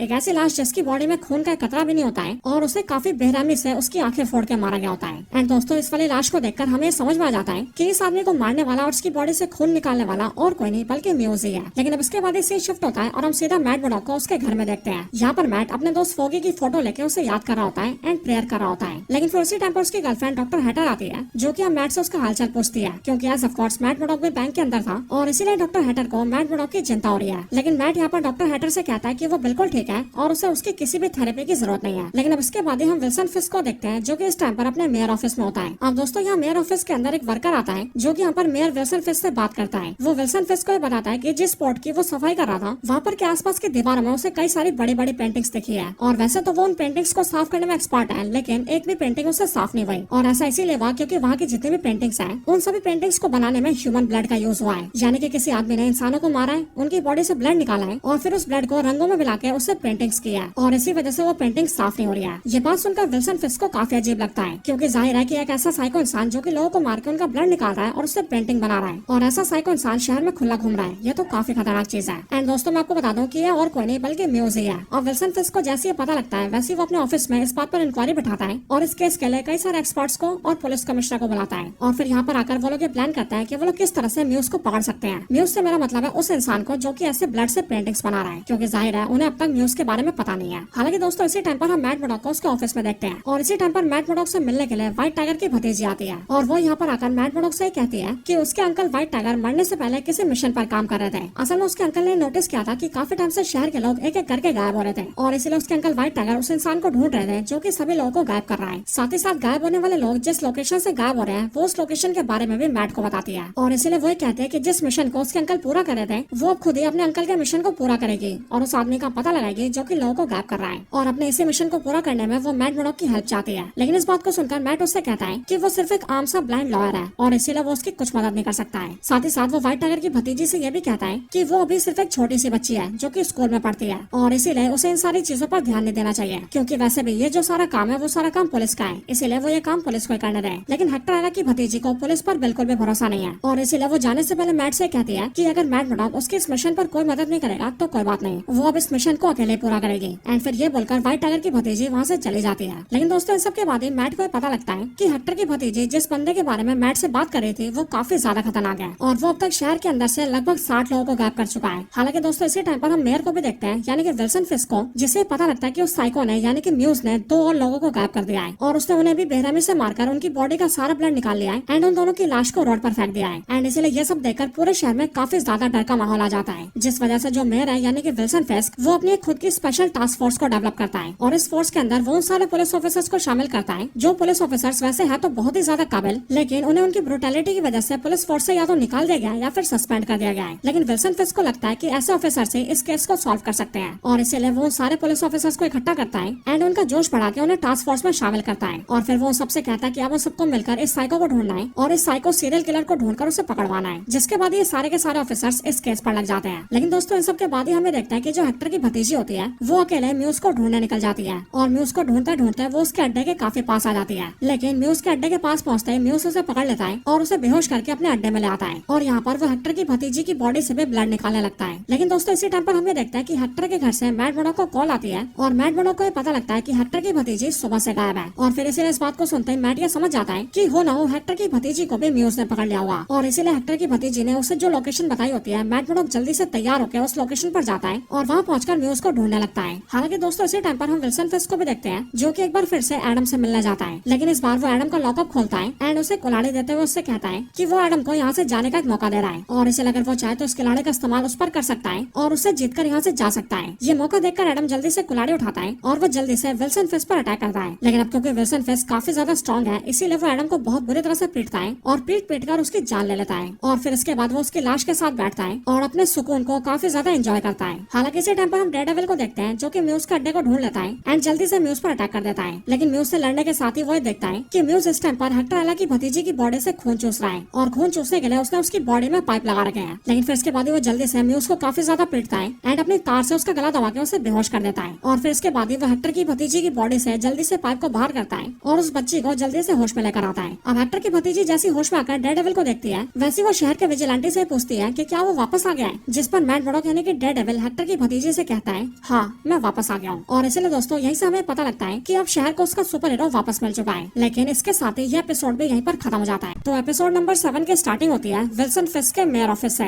जहाँ पर इस टाइम पर विल्सन फिस्क, बक और डैनियल के साथ होता है। और यहाँ पर ये तीनों मिलकर म्यूज के बारे में बात कर रहे होते हैं और आपस में डिस्कस कर रहे होते हैं कि म्यूज की वजह से पूरे शहर में बहुत ज्यादा डर का माहौल बन चुका है, क्योंकि म्यूज ने बीते कुछ टाइम के अंदर शहर के 60 लोगों से भी ज्यादा लोगों को गायब कर दिया है और उन सबकी बॉडी से सारा ब्लड निकाल के उन्हें जान से मार दिया है। लेकिन दोस्तों यहीं पर ही जो डैनियल होता है वो विल्सन फिस्क से कहता है कि अभी हाल ही में एक छोटी सी बच्ची जिसे म्यूज ने पकड़ लिया था वो म्यूज के कब्जे से बाहर निकल चुकी है। ये बात सुनकर विल्सन फिस्क को खुशी होती है और इसलिए वो डैनियल से पूरी डिटेल मांगता है, जिस पर डैनियल उसे बताता है कि जिस बच्ची को म्यूज ने कैप्चर किया था उसने उसकी बॉडी के अंदर से 2500 मिलीलीटर यानी कि 2.5 लीटर खून निकाल लिया था और उसके बाद वो उसका सारा ब्लड निकाल के शायद उसे जान से भी मार देता। लेकिन उसके ऐसा करने से पहले वहाँ पर डेयरडेविल आ गया और उसने उस बच्ची को बचा लिया। अब डेयरडेविल का नाम सुनते जो विल्सन फिस्क पहले खुश हो रहा था वो काफी ज्यादा शॉक हो जाता है और उसे मन ही मन बहुत गुस्सा आता है। और ऐसा इसीलिए क्योंकि विल्सन फिस्क शहर के अंदर विजिलेंटिस को हीरो बनते हुए नहीं देख सकता है। साथ ही साथ वो कुछ टाइम पहले मैट को धमकी देकर भी आया होता है कि अगर आप मैट मर्डॉक ने डेयरडेविल बनकर शहर में विजिलेंटी गिरी करे तो फिर वो उसे पकड़ के जेल में डाल देगा। लेकिन अब दोस्तों इसके बाद इसी शिफ्ट होता है और हम सीधा मैट मर्डॉक को देखते हैं। मैट मर्डॉक सीधा अपने घर आता है और नहाने जाता है। लेकिन अब क्योंकि डॉक्टर हैटर उस टाइम पर उसके घर में होती है इसलिए वो इस बात को नोटिस करती है कि मैट की बॉडी के ऊपर कई सारे जख्मों के निशान हैं और ये सारे जख्मों के निशान एज ऑफ कोर्स उसे म्यूज से लड़ते हुए मिले थे। लेकिन इन सारे जख्मों को देखकर जैसे डॉक्टर हैटर मैट मर्डॉक से पूछती है कि आखिरकार उसे सारी चोटें कैसे लगी है, तब मैट डॉक्टर हैटर की बातों को इग्नोर कर देता है और उसकी बात टालते हुए उसे ये बोल देता है कि ये सब सिर्फ कोइंसिडेंस है, वो एक्चुअली में ब्लाइंड है इसलिए उसे कुछ दिखता नहीं है और इसलिए तुक्के से वो किसी गलत जगह पर पहुंच जाता है जहाँ पर उसे चोट लग जाती है। लेकिन दोस्तों अब इसके बाद ही मैट मर्डॉक सीधा अपने लॉ फर्म जाता है और वहाँ पहुंचने के बाद ही मैट से मिलने चेरी आता है, जो कि मैट को पहले तो ये बताता है कि पूरे शहर में डेयरडेविल के किस्से फिर से सामने आ रहे हैं और धीरे धीरे करके शहर के लोगों को पता लग रहा है कि हेक्टर आइला की भतीजी को म्यूज से जिसने बचाया है वो और कोई नहीं बल्कि डेयरडेविल ही है। लेकिन ये बात बताने के बाद ही चेरी मैट के ऊपर गुस्सा होता है एंड वो उससे कहता है कि तुम्हें फिर से डेयरडेविल बनने की क्या जरूरत है, तुम ऐसे ही बिल्कुल ठीक हो, इसलिए डेयरडेविल बनकर तुम्हें अपनी जान खतरे में डालने की कोई जरूरत नहीं है। लेकिन चेरी की बात सुनकर मैट उसे समझाता है कि असल में डेयरडेविल बनना उसके लिए बहुत जरूरी था, क्योंकि उस टाइम पर उसके लिए सबसे जरूरी था हेक्टर आइला की भतीजी की जान बचाना और इसीलिए उसने सिर्फ अपना फर्ज निभाया है। लेकिन अब दोस्तों इसके बाद ही मैट मर्डॉक हेक्टर आइला की भतीजी से मिलने के लिए सीधा हॉस्पिटल जाता है और वहाँ कर वो उससे पूछता है कि जब म्यूज ने उसे अपने अड्डे पर कैप्चर किया था तब उस टाइम पर उसने क्या क्या अजीब चीजें देखी थी। ये बात सुनकर हेक्टर की भतीजी मैट को बताती है कि जिस जगह पर म्यूज ने उसे कैप्चर किया था उस जगह पर कई सारे लोगों के चेहरे बने थे और एक्चुअल में वो सब पेंटिंग्स थे जिसे म्यूज ने खुद ही क्रिएट किया था। ये बात सुनकर मैट को थोड़ा थोड़ा समझ में आता है कि शायद से म्यूज जिन भी लोगों को मारता है वो शायद से उनकी पेंटिंग्स भी बनाता है। हालांकि दोस्तों इसी टाइम पर हमें ये भी पता लगता है कि म्यूज का जो अड्डा था वहाँ पर पुलिस ने अपनी इन्वेस्टिगेशन स्टार्ट कर दी थी और इसीलिए पुलिस ने धीरे धीरे करके वहाँ से कई सारी चीजें बरामद करी थी जिनसे कि उन्हें म्यूज के बारे में बहुत कुछ पता लग गया था। और अब जाकर न्यूयॉर्क की पुलिस को म्यूज के बारे में ऑलमोस्ट सब कुछ पता लग गया होता है और इसलिए दोस्तों हम ये देखते हैं कि पुलिस डिपार्टमेंट की तरफ से डिटेक्टिव सीधा मेयर विल्सन फिस्क के ऑफिस जाती है और वहाँ पहुंचकर वो विल्सन फिस्क को म्यूज के बारे में डिटेल्स देने लगती है। लेकिन दोस्तों अब इसी टाइम पर हम ये देखते हैं कि डॉक्टर हैटर जो कि इस टाइम पर अपने क्लिनिक में होती है वहीं पर उससे मिलने के लिए उसका एक पेशेंट आता है और ये पेशेंट बिल्कुल ही नया पेशेंट होता है जो कि अपना नाम बेस्टियन कूपर बताता है। और अब क्योंकि डॉक्टर हैटर एक साइकेट्रिस्ट है यानी कि दिमाग के डॉक्टर, इसीलिए वो यहाँ पर बेस्टियन से मिलकर धीरे धीरे करके उसके दिमाग की कंडीशन को जानने लगती है और वो बातचीत करके ये जान जाती है कि बेस्टियन काफी ज्यादा डिप्रेशन में है एंड उसकी दिमागी हालत दूसरे इंसानों से काफी अलग है। साथ ही बेस्टियन कूपर यहाँ पर डॉक्टर हैटर को ये बताता है कि बचपन में जब वो छोटा था तब उसके पेरेंट्स काफी ज्यादा स्ट्रिक्ट थे, साथ ही साथ वो उस पर टाइक्वांडो सीखने का भी प्रेशर डालते थे जो सीखने का उसका बिल्कुल भी मन नहीं करता था। लेकिन दोस्तों यहाँ पर ये बेस्टियन जिस तरह की डॉक्टर हैटर से बातें करता है उन सारी बातों को सुनकर डॉक्टर हैटर ये समझ जाती है कि ये बेस्टियन कोई आम इंसान नहीं है बल्कि ये एक साइको इंसान है जिसकी पास्ट लाइफ काफी ज्यादा डार्क रही है। हालांकि दोस्तों इसी टाइम पर दूसरी तरफ जो डिटेक्टिव विल्सन फिस्क को म्यूज के डिटेल्स दे रही होती है वो भी विल्सन फिस्क से बेस्टियन कूपर की बात करती है और वो विल्सन फिस्क को बताती है कि उसे म्यूज होने का जिस पर शक है वो और कोई नहीं बल्कि बेस्टियन कूपर है। और इसीलिए दोस्तों यहीं से हम भी ये समझ जाते हैं कि डॉक्टर हैटर के सामने जो पेशेंट बनकर बैठा है यानी कि बेस्टियन कूपर वो और कोई नहीं बल्कि म्यूज है और इसीलिए इस टाइम पर डॉक्टर हैटर की जान खतरे में है। और दोस्तों ये बात धीरे धीरे करके डॉक्टर हैटर भी समझ जाती है क्योंकि जब बेस्टियन डॉक्टर हैटर से बातचीत कर रहा होता है तब उसकी अजीब हरकतें देखकर डॉक्टर हैटर को काफी ज्यादा शक होने लगता है। लेकिन फिर उसके बाद ही बातचीत करते करते बेस्टियन के नाक से खून निकलने लगता है। बट ये देखकर बेस्टियन एक पेपर लेता है और अपने नाक के खून से एक पेंटिंग बनाने लगता है और इसलिए ये चीज देखकर डॉक्टर हैटर श्योर हो जाती है कि उसके सामने बैठा इंसान और कोई नहीं बल्कि म्यूज है। और फिर इसलिए डॉक्टर हैटर जैसे डर के वहाँ से भागने की कोशिश करती है वैसे बेस्टियन कूपर यानी कि म्यूज उसे पकड़ लेता है एंड डॉक्टर हैटर को कैप्चर करके उसके हाथ पर बांध देता है। अब दोस्तों इसी टाइम पर दूसरी तरफ हम डेयरडेविल को देखते हैं जो कि अपने डेयरडेविल के कॉस्ट्यूम में आकर म्यूज के बारे में डिटेल्स निकालने आया होता है और म्यूज के बारे में पता करने के लिए वो सीधा म्यूज के अड्डे पर आता है जहाँ पर ऑलरेडी पुलिस की इन्वेस्टिगेशन चल रही होती है। और ऐसा इसीलिए दोस्तों क्योंकि हेक्टर एला की भतीजी ने उसे हॉस्पिटल में बताया था कि म्यूज ने अपने अड्डे पर कई सारे लोगों के चेहरे की पेंटिंग्स बना रखी थी और इसलिए डेयरडेविल को शक है कि म्यूज जिन भी लोगों को मारता है वो शायद से उनकी पेंटिंग्स भी बनाता है। एंड इसलिए दोस्तों यहाँ पर जैसे डेयरडेविल इन सारी पेंटिंग्स को देखता है वैसे कई सारे लोगों की पेंटिंग्स में उसे एक पेंटिंग डॉक्टर हैटर की भी मिलती है। यानी कि दोस्तों म्यूज ने पहले से डॉक्टर हैटर के चेहरे की पेंटिंग बना रखी थी और इसीलिए डॉक्टर चेहरे के फेस की पेंटिंग को देखकर डेयरडेविल ये समझ जाता है कि हो ना हो डॉक्टर हैटर की जान खतरे में है और म्यूज उस पर हमला करने वाला है। और इसलिए डेयरडेविल बिना देरी किए वहाँ से निकल जाता है और वहाँ से सीधा डॉक्टर हैटर के क्लिनिक की तरफ आने लगता है। हालांकि इसी टाइम पर वहाँ पर जो पुलिस टीम होती है वो ये नोटिस कर लेती है कि डेयरडेविल वहाँ पर आया था और इसलिए डेयरडेविल ने डॉक्टर हैटर की जो पेंटिंग देखी होती है उसे पुलिस भी देख लेती है। एंड इसलिए पुलिस भी इस बात को लेकर श्योर हो जाती है कि हो ना हो डॉक्टर हैटर की जान खतरे में है, जिस वजह से पुलिस जल्दी से अपनी टीम को तैनात करती है और फटाफट से पूरी पुलिस टीम भी डॉक्टर हैटर के क्लिनिक की तरफ निकल जाती है ताकि वो लोग भी डॉक्टर हैटर को म्यूज से बचा सके। हालांकि दोस्तों पुलिस टीम रास्ते में मेयर विल्सन फिस्क को भी इस बात की खबर दे देती है जिससे कि मेयर विल्सन फिस्क को भी पता चल जाता है कि डॉक्टर हैटर की जान खतरे में है। एंड ये बात सुनकर उसे भी बहुत गुस्सा आता है और ऐसा इसीलिए दोस्तों क्योंकि मेयर विल्सन फिस्क और उसकी वाइफ वेनिसा दोनों ही डॉक्टर हैटर के पेशेंट्स हैं। एंड इसी वजह से दोस्तों हम ये देखते हैं कि विल्सन फिस्क अपनी बनाई हुई नई टास्क फोर्स टीम को खुले ऑर्डर्स देता है कि वो सीधा जाए और म्यूज को पकड़ ले। बाकी दोस्तों इसी टाइम पर हम म्यूज को देखते हैं जो कि डॉक्टर हैटर को पूरी तरह से बांधकर उसकी बॉडी से ब्लड निकालने लगता है। लेकिन फिर दोस्तों सही टाइम पर वहाँ पर डेयरडेविल आ जाता है और वो शीशे को तोड़ते हुए सीधा क्लिनिक के अंदर एंटर होता है और अंदर आने के बाद ही डेयरडेविल सीधा म्यूज को पकड़ता है एंड उसे बहुत बुरी तरह से पीटने लगता है। अब इन दोनों की लड़ाई के दौरान ही हम ये देखते हैं कि विल्सन फिस्क की बनाई हुई टास्क फोर्स टीम और पुलिस टीम दोनों ही वहाँ पर पहुंच जाती है और इसीलिए टास्क फोर्स टीम भी धीरे धीरे करके बिल्डिंग के ऊपर आने लगते हैं। बाकी इधर डेयरडेविल और म्यूज की लड़ाई काफी ज्यादा खूंखार हो जाती है और ये दोनों एक दूसरे का काफी खून निकाल देते हैं। लेकिन फिर इसी टाइम पर डॉक्टर हैटर म्यूज की बंदूक उठाती है और उसकी बंदूक से म्यूज को गोलियां मार देती है जिससे म्यूज की ऑन द स्पॉट मौत हो जाती है। लेकिन अब क्योंकि डॉक्टर हैटर भी घायल थी एंड उसकी बॉडी से भी काफी सारा ब्लड निकल गया था इसलिए वो भी कमजोरी की वजह से बेहोश हो जाती है। लेकिन अब इसी टाइम पर टास्क फोर्स टीम भी वहाँ पर एंटर होने वाले होते हैं और इसलिए डेयरडेविल जल्दी से वहाँ से निकल जाता है। जिसके बाद जैसे टास्क फोर्स की टीम अंदर एंटर होती है वैसे वो लोग ये देखते हैं कि म्यूज मरा पड़ा है और उसने यहाँ पर डॉक्टर हैटर को कैद करके रखा था। अब इसके बाद विल्सन फिस्क को भी पता लगता है कि म्यूज मर चुका है और इसीलिए वो भी उस स्पॉट पर आता है जहाँ पर म्यूज की लाश पड़ी होती है। और यहाँ पर आने के बाद टास्क फोर्स की टीम विल्सन फिस्क को बताती है कि यहाँ पर हमारे आने से पहले डेयरडेविल आया था और उसने यहाँ पर म्यूज से फाइट भी की थी। लेकिन फिर दोस्तों ये बात सुनकर विल्सन फिस्क अपनी टास्क फोर्स टीम से कहता है कि वो लोग डेयरडेविल को बिल्कुल भूल जाएं, डेयरडेविल का कोई जिक्र नहीं करेगा और यहाँ पर इस म्यूज से डेयरडेविल नहीं बल्कि हमने यानी कि टास्क फोर्स टीम ने फाइट करी है और तुमने ही इसे मारा है। यानी कि दोस्तों विल्सन फिस्क म्यूज को मारने का सारा क्रेडिट अपनी टास्क फोर्स टीम को देता है। और फिर इसलिए दोस्तों जब मीडिया की प्रेस कॉन्फ्रेंस होती है तब वहाँ पर भी मेयर विल्सन फिस्क इसी बात को डिक्लेयर करता है कि म्यूज जैसे खतरनाक साइको क्रिमिनल को उसकी टास्क फोर्स टीम ने जान से मार दिया है और इसीलिए उसके और उसकी पूरी टास्क फोर्स टीम के रहते पूरी शहर हिफाजत से रहेगी और अगर शहर पर कोई भी खतरा आता है तो वो और उसकी टास्क फोर्स टीम उस खतरे को मिटा कर रख देंगे।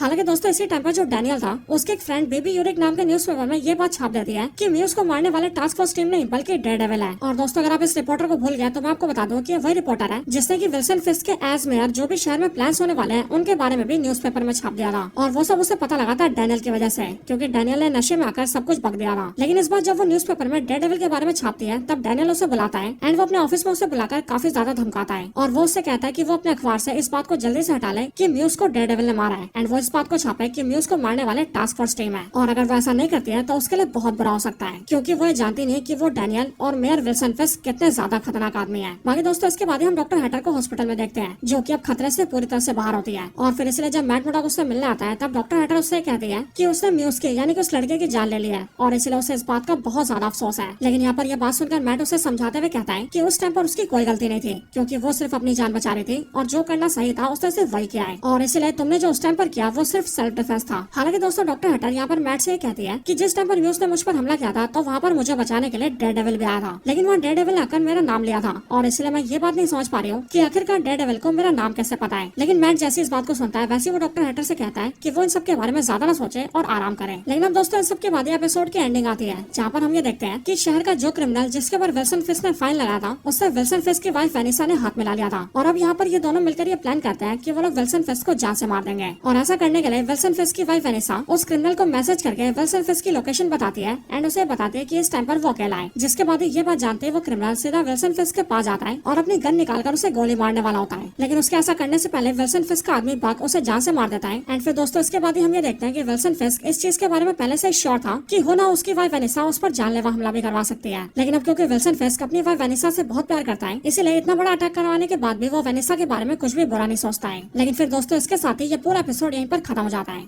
तो दोस्तों डेयरडेविल बॉर्न अगेन की जो पूरी सीरीज थी वो स्टार्ट हुई थी मैट मर्डॉक के दोस्त फॉगी के मरने से। और आप सभी को याद होगा कि इस सीरीज के एपिसोड 1 के अंदर बुलजाई नाम के एक मर्सिनरी ने मैट मर्डॉक के दोस्त फॉगी को जान से मार दिया था। और इसीलिए दोस्तों अब ये जो एपिसोड नंबर 8 है उसके अंदर हमें फॉगी के डेथ के बारे में काफी कुछ पता चलेगा। सो दोस्तों एपिसोड की स्टार्टिंग की बात करें तो इस एपिसोड की स्टार्टिंग होती है फॉगी को जान से मारने वाले बुलजाई से। हम ये देखते हैं कि बुलजाई यानी कि पॉइंटएक्स्टर इस टाइम पर सिटी के खास जेल में होता है और जेल के अंदर भी उसे एक स्पेशल सेल में रखा गया होता है, एक ऐसा स्पेशल सेल जिसकी सिक्योरिटी काफी ज्यादा हाई थी। और इस सेल के अंदर पॉइंटएक्स्टर यानी कि बुलजाई अकेला था। लेकिन अगले पल हम ये देखते हैं कि उसके पास कुछ पुलिस वाले आते हैं और वो बुलजाई को यानी कि पॉइंटएक्स्टर को उसके सेल से बाहर निकाल के उसे जेल के नॉर्मल सेल में डाल देते हैं, ऐसे सेल में जहाँ पर कई सारे आम कैदी थे। लेकिन दोस्तों ऐसा करना पॉइंटएक्स्टर के लिए बिल्कुल भी ठीक नहीं था और इसीलिए क्योंकि उसे जिन आम कैदियों के बीच डाला गया है उन सारे कैदियों में से कई सारे कैदी ऐसे भी थे जिनके करीबी लोगों को भी बुलजाई ने कभी न कभी मारा हुआ था। एंड इसीलिए यहाँ पर आने की वजह से अब बुलजाई की जान खतरे में आ चुकी है। लेकिन अब इसके बाद सीन शिफ्ट होता है और हम सीधा विल्सन फिस्क को उसकी वाइफ के साथ देखते हैं। इस टाइम पर ये दोनों पोर्ट पर होते हैं जहाँ पर बातचीत करते करते विल्सन फिस्क अपनी वाइफ वेनिसा को अपनी जगह पर ले जाता है और वहाँ पर उसे अपना एक खुफिया अड्डा दिखाता है। और दोस्तों विल्सन फिस्क का एक खुफिया अड्डा वही जगह होती है जहाँ पर उसने वेनिसा के लवर एडम को कैद करके रखा होता है। एंड इसीलिए यहाँ पर आने के बाद वेनिसा जैसी एडम को देखती है वैसे उसके होश उड़ जाते हैं। और दोस्तों ऐसा इसीलिए क्योंकि वेनिसा काफी टाइम से नोटिस कर रही थी कि एडम उसकी लाइफ से गायब हो चुका है, लेकिन एडम कहाँ गया वो इस बारे में बिल्कुल भी नहीं जानती थी। और अब इसीलिए जब उसे पता लगा कि एडम को और किसी ने नहीं बल्कि उसके पति विल्सन फिस्क ने यहाँ पर कैद कर रखा है तब उसे ये जानकर बहुत बड़ा शौक लगता है। अब यहाँ पर एडम जैसे विल्सन फिस्क के साथ वेनिसा को देखता है वैसे वो वेनिसा के सामने जोर जोर से चिल्लाने लगता है और वो उसे कहता है कि वो उसे यहाँ से जाने दें। और अगर अभी विल्सन फिस्क और वेनिसा उसे यहाँ से जाने देंगे तो वो इन सब के बारे में किसी को भी नहीं बताएगा एंड वो उन दोनों से बहुत दूर चला जाएगा। लेकिन अब इसके बाद जो विल्सन फिस्क होता है वो वेनिसा से कहता है कि मैंने तुमसे वादा किया था कि मैं एडम को कभी जान से नहीं मारूंगा और अब इसलिए देखो मैंने इसे जान से नहीं मारा है। लेकिन हाँ मैं जब भी उन बातों को याद करता हूँ कि इस एडम ने तुम्हें छुआ हुआ है तब मुझे उन बातों को याद करके बहुत ज्यादा गुस्सा आता है और इसीलिए मैं इसे यहाँ पर कैद करके रखता हूँ। अब इसके आगे दोस्तों हमें ऐसा लगता है कि शायद से वेनिसा विल्सन फिस्क को एडम को यहाँ से जाने के लिए बोलेगी, लेकिन दोस्तों ऐसा कुछ भी नहीं होता है क्योंकि वेनिसा पास से एक बंदूक उठाती है और उस बंदूक से एडम को शूट डाउन करके जान से मार देती है। लेकिन अब इसके बाद सीन शिफ्ट होता है और हम सीधा मैट मर्डॉक को उसके घर में देखते हैं जहाँ पर इस टाइम पर मैट के साथ उसकी गर्लफ्रेंड डॉक्टर हेदर भी होती है। और यहाँ पर इस टाइम पर मैट मर्डॉक रेडी हो रहा होता है क्योंकि उसे जल्दी से अपनी लॉ फर्म में जाना होता है। लेकिन मैट के घर से निकलने से पहले हमें देखते हैं कि उसके घर की डोरबेल बजती है और जब मैट मर्डॉक जाकर गेट ओपन करता है तब वो ये देखता है कि उसके दरवाजे पर एक आदमी आया हुआ है जिसे मेयर विल्सन फिस्क ने भेजा है। और यहाँ पर विल्सन फिस्क का भेजा हुआ आदमी डॉक्टर हेदर के लिए एक पार्टी का इन्विटेशन लेकर आया होता है और उस इन्विटेशन को देते हुए वो डॉक्टर हेदर और मैट से कहता है कि डॉक्टर हेदर ने जिस तरह बहादुरी दिखाकर मैं उसको जान से मारा वो देखकर मेयर विल्सन फिस्क बहुत ज्यादा खुश है और इसीलिए उन्होंने पार्टी रखी है जिस पार्टी के अंदर वो डॉक्टर हेदर के इस बहादुरी वाले काम के बारे में सभी को बताना चाहते हैं। अब दोस्तों इन्विटेशन लेकर और इस बात को सुनकर डॉक्टर हेदर काफी खुश होती है, लेकिन इन सारी बातों को सुनकर मैट को काफी गुस्सा आता है और वो यहाँ पर एक अजीब चीज भी नोटिस करता है और वो अजीब चीज ये होती है कि किंगपिन यानी कि विल्सन फिस्क उसकी गर्लफ्रेंड डॉक्टर हेदर को जानता है और इसीलिए इसका मतलब यही होता है कि विल्सन फिस्क भी उसकी गर्लफ्रेंड डॉक्टर हेदर का क्लाइंट है जो कि हो ना हो डॉक्टर हेदर से थेरेपी ले रहा है। और अब इसके लिए मैट मर्डॉक डॉक्टर हेदर से पूछता है कि उसने उसे इस बारे में पहले क्यों नहीं बताया कि विल्सन फिस्क उसका क्लाइंट है। लेकिन इस बात पर डॉक्टर हेदर मैट से कहती है कि वो अपने क्लाइंट्स की इन्फॉर्मेशन किसी को भी नहीं बताती है। लेकिन अब ये सुनकर मैट डॉक्टर हेदर से कहता है कि विल्सन फिस्क से उसे दूर रहना चाहिए क्योंकि वो इंसान बहुत ही बुरा है और इसलिए ऐसे खतरनाक इंसान से उसके कॉन्टेक्ट नहीं होने चाहिए क्योंकि इस पार्टी में बुलाने के बहाने भी वो डॉक्टर हेदर के कंधे पर रखकर बंदूक चलाना चाहता है। यानी कि विल्सन फिस्क डॉक्टर हेदर का अपने फायदे के लिए इस्तेमाल करना चाहता है और पूरे शहर से वाहवाही लौटना चाहता है। लेकिन दोस्तों हम ये देखते हैं कि मैट मर्डॉक के समझाने के बाद भी डॉक्टर हेदर उसकी बात नहीं मानती है एंड वो मैट से कहती है कि उसे इन सब में कुछ भी गलत नहीं लग रहा है और इसीलिए वो उस पार्टी में जाएगी एंड साथ ही वो ये भी चाहती है कि पार्टी में वो भी उसके साथ चले। लेकिन दोस्तों ये बात सुनकर मैट को और भी ज्यादा गुस्सा आता है और इसीलिए वो बिना कोई ढंग का जवाब दे वहाँ से निकल जाता है और सीधा अपनी लॉ फर्म जाता है। लेकिन दोस्तों इसके बाद सीन शिफ्ट होता है और हम सीधा मेयर ऑफिस में विल्सन फिस्क को देखते हैं जहाँ पर इस टाइम पर उसके सामने डैनियल और शीला बैठे होते हैं और जैसा कि हम ये जानते हैं कि ये दोनों ही मेयर ऑफिस में उसके लिए काम करते हैं। अब यहाँ पर जो विल्सन फिस्क होता है वो डैनियल से काफी ज्यादा खुश होता है क्योंकि डैनियल विल्सन फिस्क के लिए काफी वफादार था और अब इसीलिए डैनियल की वफादारी देखकर विल्सन फिस्क उसे सीधा डेप्यूटी मेयर बना देता है एंड उसे जिम्मेदारी देता है कि वो उसके नीचे सारे काम देखे। हालांकि इस बात को सुनकर जो शीला होती है वो विल्सन फिस्क से कहती है कि डैनियल अभी काफी यंग है एंड उसे इन सब चीजों का ज्यादा एक्सपीरियंस भी नहीं है। लेकिन जो विल्सन फिस्क होता है वो शीला की बातों को इग्नोर करता है और वो उससे कहता है कि ये मेरा आखिरी फैसला है इसलिए मैं डैनियल को डेप्यूटी मेयर बना रहा हूँ। और हम ये देखते हैं कि डेप्यूटी मेयर बनकर डैनियल भी काफी खुश होता है एंड वो विल्सन फिस्क से कहता है कि वो पूरी वफादारी से काम करेगा। बाकी इधर दूसरी तरफ हम ये देखते हैं कि मैट मर्डॉक अपने लॉ फर्म पहुंच जाता है और लॉ फर्म पहुंचने के बाद ही सबसे पहले वो अपनी पार्टनर से मिलता है यानी कि अपनी लॉ फर्म के पार्टनर क्रिस्टन से। एंड यहाँ पर क्रिस्टन से मैट को पता लगता है कि बुलजाई को जेल के जिस स्पेशल सेल में डाला गया था उसे उस स्पेशल सेल से निकालकर नॉर्मल कैदियों वाले सेल में डाल दिया गया है। और साथ ही क्रिस्टन मैट को ये भी बताती है कि ये सब करवाने वाला भी विल्सन फिस्क है यानी कि विल्सन फिस्क ने बुलजाई को नॉर्मल सेल में डलवाया है। बाकी दोस्तों इसके साथ ही क्रिस्टन मैट से ये भी कहती है कि उस टाइम पर उनकी फर्म में एक नया क्लाइंट आया है और मैट को उस नए क्लाइंट का केस लड़ना होगा। अब ये जो नया क्लाइंट इन दोनों से मिलने आया होता है ये काफी अमीर आदमी होता है और इस पर ये एलिगेशन होता है कि इसने स्कूल के टीचर्स के पैसों में घपला किया है। और इसीलिए जब मैट मुर्डॉक इससे बातचीत करता है तब वो अपने सेंसेस के इस्तेमाल से इस बात को जान जाता है कि उसके सामने बैठा क्लाइंट झूठ बोल रहा है और वो कोई निर्दोष आदमी नहीं है, बल्कि उसने सच में टीचर्स के पैसों में घपला किया है। और फिर इसीलिए यहाँ पर मैट अपने क्लाइंट से बहस करता है और उसे 4 बातें सुना के लॉ फर्म से बाहर निकल जाता है और जाते हुए क्रिस्टन से कहता है कि इस क्लाइंट का केस वो तो नहीं लड़ने वाला, अगर वो लड़ना चाहती है तो शौक से लड़े।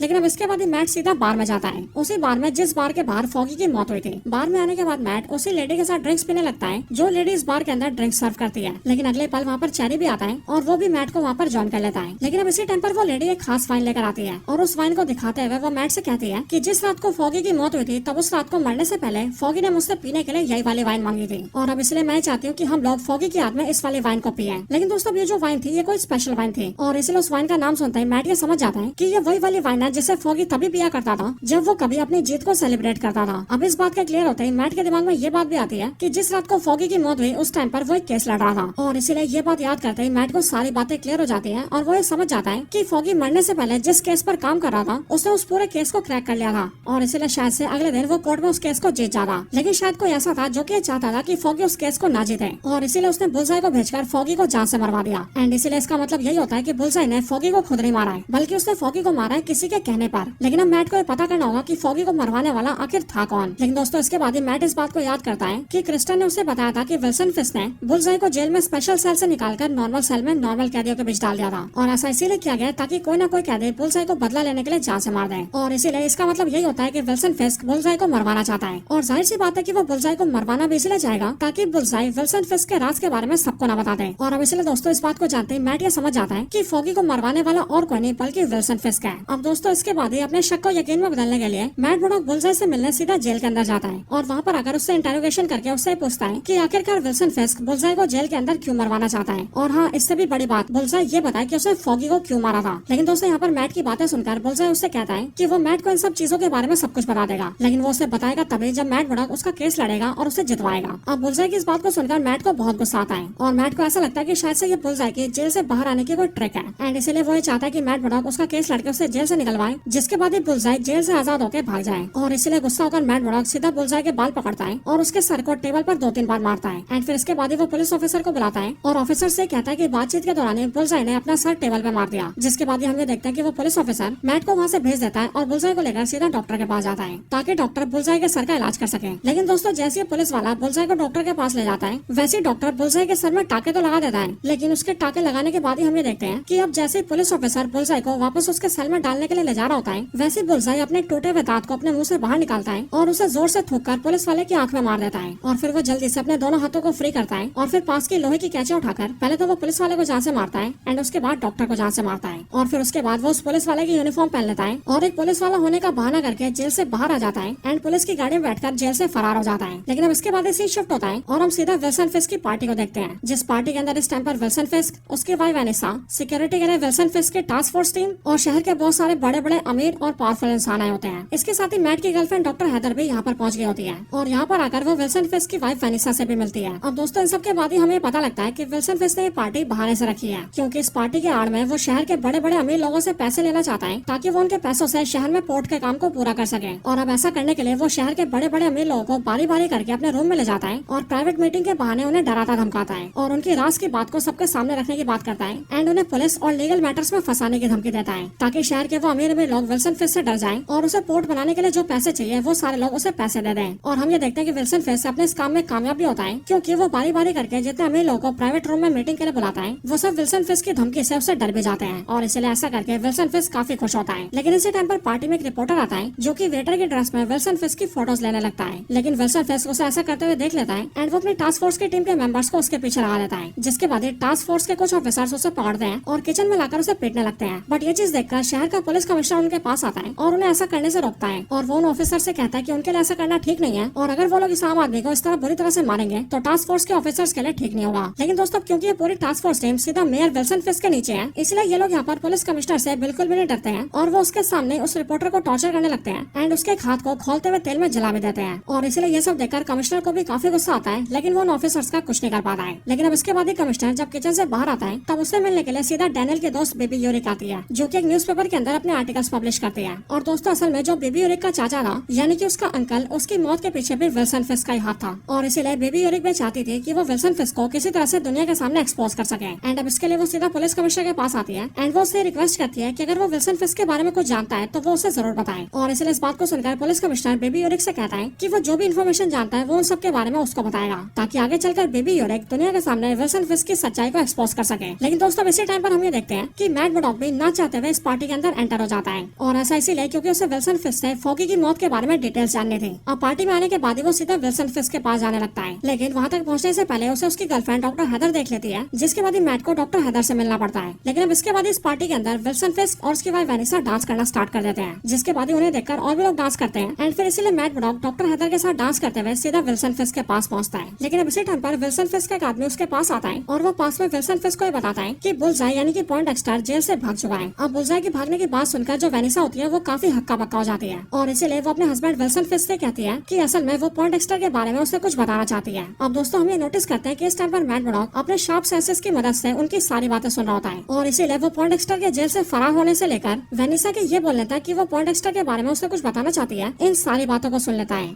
एंड इसलिए मैट ये समझ जाता है कि असल में बुलजाई के हाथों फॉगी को मरवाने वाला विल्सन फिस्क नहीं बल्कि उसकी वाइफ वेनिसा है। और वो इसीलिए क्योंकि जिस टाइम पर फॉगी की मौत हुई उस टाइम पर विल्सन फिस्क अपने क्राइम सिंडिकेट को कंट्रोल नहीं कर रहा था, बल्कि उन सबको कंट्रोल कर रही थी वेनिसा। एंड इसलिए उस टाइम पर फॉगी को बुलजाई के हाथों मरवाने वाली वेनिसा ही है। लेकिन दोस्तों दूसरी तरफ हम ये देखते हैं कि पॉइंटएक्स्टर यानी कि बुलजाई भी इस पार्टी में पहुंच जाता है और वो अंदर के गार्ड्स को मारते मारते सीधा ही बंदूक लेकर ऊपर चढ़ जाता है। अब इधर डांस के अंदर हम ये देखते हैं कि विल्सन फिस्क भी इस बात को नोटिस कर लेता है कि डॉक्टर हेदर का बॉयफ्रेंड और कोई नहीं बल्कि मैट मर्डॉक ही है, यानी कि उसका पुराना दुश्मन डेयरडेविल। लेकिन यहाँ पर डांस करते करते हम ये देखते हैं कि मैट मर्डॉक सीधा वेनिसा के पास आता है और वो वेनिसा के साथ डांस करने लगता है और इसलिए विल्सन फिस्क और डॉक्टर हेदर दोनों साथ में डांस करने लगते हैं। अब यहाँ वेनिसा के साथ डांस करते करते मैट उससे कहता है कि आखिरकार उसने फॉगी को क्यों मरवाया। इस बात को सुनते ही वेनिसा हक्का बक्का हो जाती है और इसलिए वो मैट से बोलने लगती है कि क्या तुम्हारी गर्लफ्रेंड डॉक्टर हेदर को पता है कि तुम ही डेयरडेविल हो। लेकिन दोस्तों यहाँ पर मैट वेनिसा की बात को इग्नोर करता है और वो वेनिसा से यही बोलता है कि मैं जानता हूँ कि तुमने फॉगी को मरवाया है, लेकिन मैं ये जानना चाहता हूँ कि आखिरकार तुमने उसे मरवाया क्यों है। और हाँ, सबसे बड़ी बात, क्या तुम्हारे हस्बैंड विल्सन फिस्क को पता है कि तुमने फॉगी को मरवाया है? क्या मुझे इस बात को तुम्हारे हस्बैंड को बताना चाहिए? और अगर विल्सन फिस्क को मैंने ये बात बता दी तो सोचो उसे कैसा लगेगा। लेकिन दोस्तों यहाँ पर हम ये देखते हैं कि मैट की बातें सुनकर वेनिसा भी उसे यही धमकी देती है कि अगर उसने फॉगी को मरवाने वाली बात विल्सन फिस्क को बताई तो वो उसकी गर्लफ्रेंड डॉक्टर हेदर को उसके डेयरडेविल होने की बात बता देगी। अब दोस्तों इस टाइम पर विल्सन फिस्क जो कि डॉक्टर हेदर के साथ डांस कर रहा होता है उसे पसंद नहीं आ रहा होता है कि मैट मर्डॉक उसकी वाइफ के साथ डांस करे। लेकिन दोस्तों इसी टाइम पर हम पॉइंटएक्स्टर को देखते हैं यानी कि बुलजाई को, जो कि सीधा एक फ्लोर ऊपर चढ़ के बंदूक लेता है और उस बंदूक को कॉक करके सीधा विल्सन फिस्क के ऊपर एम करता है। लेकिन दोस्तों अब क्योंकि मैट मर्डॉक के सेंसेस बहुत ही ज्यादा शार्प है इसलिए वो गन को कॉक करने की आवाज सुन लेता है एंड वो ये भी समझ जाता है कि आवाज की जो डायरेक्शन है वो सीधा विल्सन फिस्क की तरफ है, जिसका मतलब कोई इस टाइम पर विल्सन फिस्क को गोली मारने वाला है। और अब इसीलिए दोस्तों जैसे बुलजाई अपनी बंदूक से फायरिंग करता है वैसे मैट मर्डॉक सीधा विल्सन फिस्क के सामने कूद जाता है, जिस वजह से गोली सीधा मैट के कंधे पर लगती है। लेकिन अब इस फायरिंग के बाद ही सारे जो गार्ड्स होते हैं वो एक्टिव हो जाते हैं और वो बुलजाई के ऊपर अपनी बंदूक एम कर लेते हैं। लेकिन पार्टी में भगदड़ मचने की वजह से सभी लोग वहाँ से भाग जाते हैं। लेकिन मैट मर्डॉक को गोली लगने की वजह से डॉक्टर हेदर मैट मर्डॉक के पास बैठ जाती है। लेकिन दोस्तों इसके साथ ही एपिसोड नंबर 8 खत्म हो जाता है।